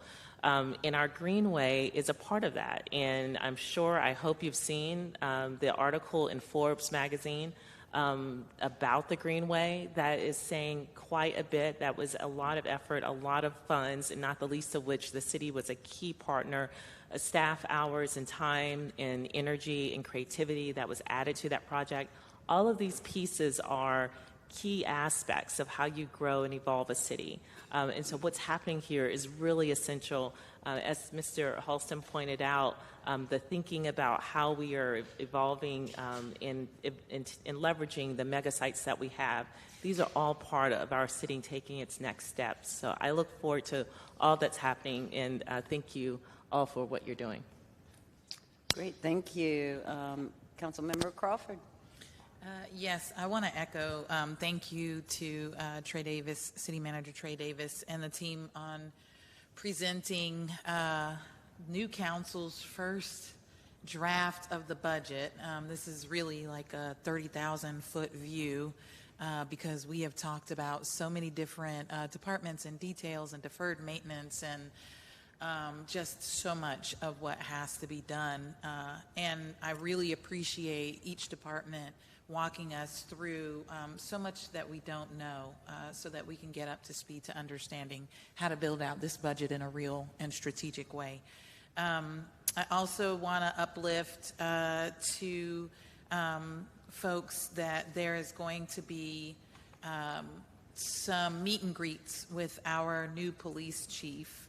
And, you know, with everything that's happened up until now, I really advise folks to show up to those and to have real conversations in your community with the new police chief. I meant to write it down. I know we have one in June at Peeler Rec Center. I plan to definitely be there. Thank you, June 4th, to hear the community's interaction and engagement with our new police chief. I also want to thank all of the District 2 folks who committed to going to City Academy. June 4th at Peeler, yes. It's a long commitment. As someone who's done it, I looked forward to those Thursdays just because I enjoyed the folks that were in the academy with us, but also we have amazing staff, and it was really great to hear how each of these departments help piece together and make the city run. I thought that Crystal would bring it up, but we attended an urban planning workshop. Listen, that thing was pretty amazing, and what it was that we were tasked to build out a development for the city based on retail and housing and streets and parks and roads and sidewalks, and but you had these indices and goals that you had to meet by bringing in a specific amount of money, revenue into the city, and it was a lot more difficult than you would think. And then, you know, take the nerve-wracking plunge of presenting this before a mock council. And so there were a lot of community folks that were there along with staff and 2 council members. Councilwoman Black was one of the groups that presented. But I really think that, and I don't know how much this would put a dent in our budget, and, you know, we can talk about it next year, but I think that this is something that neighborhood associations or communities in different districts really should be a part of these exercises to really understand how do you fully fund these developments and help the city grow in a meaningful way for all residents, right? A lot of them had ideas for young folks and kind of left out the seniors, and then we realized like that was a problem. So I think, you know, Trey, make it so. I think that's the thing. But I really appreciate all of the work that staff has done to help us understand as we are now, 6 months in and already pushing a budget. So thank you. Great, thank you. Councilmember Marshall. Thank you, Madam Mayor. It feels like it's been nonstop for about a week. I was also on the chamber trip to Wichita and left that trip really energized. And I think that's because there was so much there that we could replicate and bring back here. It was one of those places. I'm glad we went. I've now been to Kansas, so I can check that off my list. But all of the things that we talked about in the retreat, aviation, advanced manufacturing, a partnership between the universities and the city center for, you know, advanced research and your wet labs and dry labs and all, it was there, and we could see it. And, you know, I really think there's a lot to take back from that. They are ahead of us. You know, they've got things like Cessna there, but we've got Honda Jet. You know, we've got Jet Zero coming in.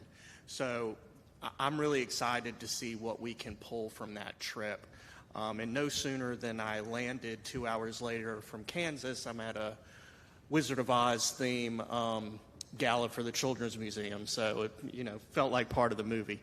I was also at the Greenway event, hence my red face. I got extremely sunburned, but what a great day, and what a great day to be with so many people in the community that were there to celebrate the Greenway opening. And I also want to mention the fire department's 100-year rededication of the Central Fire Station was there also same day, right after the Greenway. And that was also a great event. It was really cool to be inside that facility, see some of the old trucks, some of the old, some of the things that were brought back out to be part of that central station. So it was a heck of a week, but I was glad to be a part of it. Great, thank you. Councilmember Parker. Nothing this evening? I only have a few things. I think a lot of them have already been mentioned. You know, the opening of the Greenway Saturday after we'd come off of that trip, and it was kind of like, yeah, here we go. We've got the partnerships, the vision, the connectivity, all of those things, and it's just, I want to thank Dabney Sanders, who has led the charge. I know that a lot of city staff have been involved, the community, partnerships, businesses, all of those things. And I say all of those things because when we were on the intercity visit in Wichita, a lot of that came up, that everything is built on relationships, everything is built on the community coming in, the businesses coming in. And I know I mentioned to the city manager several times, it was mentioned that, you know, a lot of what they do in Wichita is like 84% private partnerships with, yes, private money. And I'm like, yeah, we need to get on board. We need to get everybody coming together at the table, and we can do something like that. So, you know, it was really exciting to be on that trip. And then we do the opening of the Greenway, the 100-year dedication of the Greensboro Fire Department. It was just a jam-packed week that was just totally awesome. I do want to say, for those who were unable to go this morning, the Law Enforcement Memorial, honoring those fallen officers. There were sheriff's department led it this time, and all of the fallen officers in the state troopers, let's see, who else? High Point, Gibsonville, Greensboro, and the sheriff's office of those who have fallen before. It's a very touching and moving service if you get a chance next year to go, and some of the family members are there also. Something I wanted to start doing that I've gotten recently is just, we get a lot of emails, and we get a lot of critical emails, but you know, occasionally we get those really nice emails, and I want to start lifting those up. This is from an attorney. We get a lot of complaints about our planning process is too long, or our staff hasn't done this, that, or the other. But a local land use attorney praised the city's planning department after receiving a response to a pre-application meeting request within hours, including next day availability.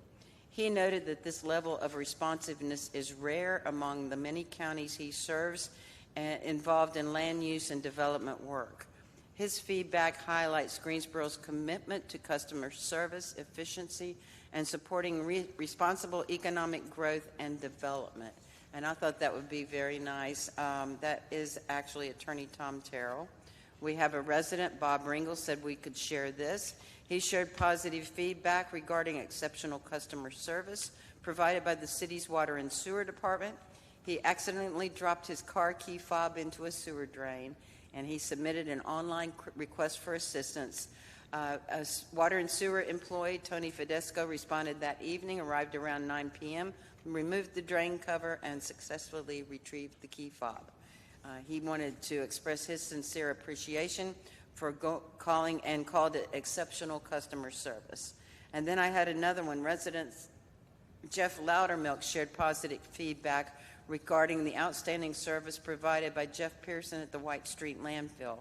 While picking up leaf mulch, Mr. Pearson noticed a flat tire on Mr. Loudermilk's trailer and alerted him before he drove away, potentially preventing significant damage.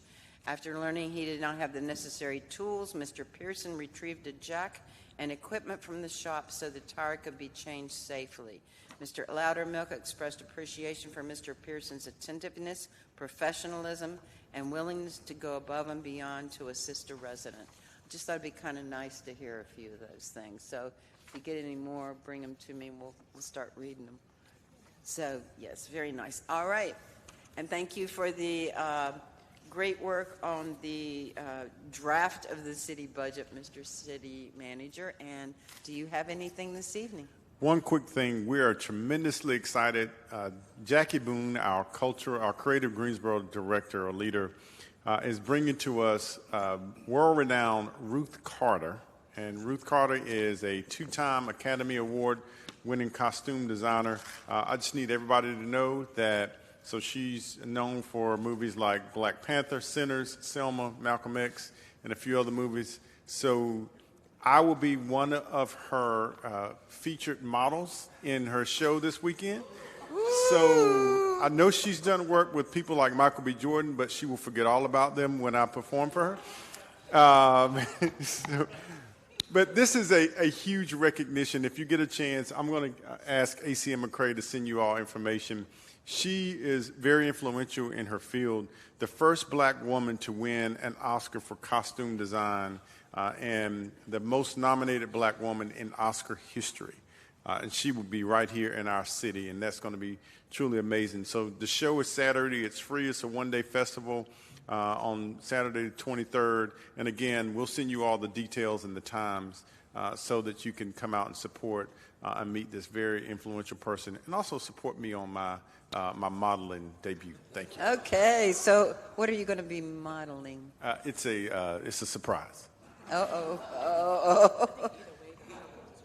Yes, we deserve pictures. Mayor Pro Tem and I concur that we need pictures prior. All right, Madam City Attorney. I just want to say that our city manager is great, but he is no Michael. Ooh! I think we got some throwing shots. Oh, to end on a laughing moment, did you have anything? Thank you, Madam City Attorney. I would entertain a motion. I think he's talking about adjournment. He's so moved. Was that your motion to adjourn? Do I hear a second? Second by Councilmember Black. We are adjourned. Thank you all very much. April.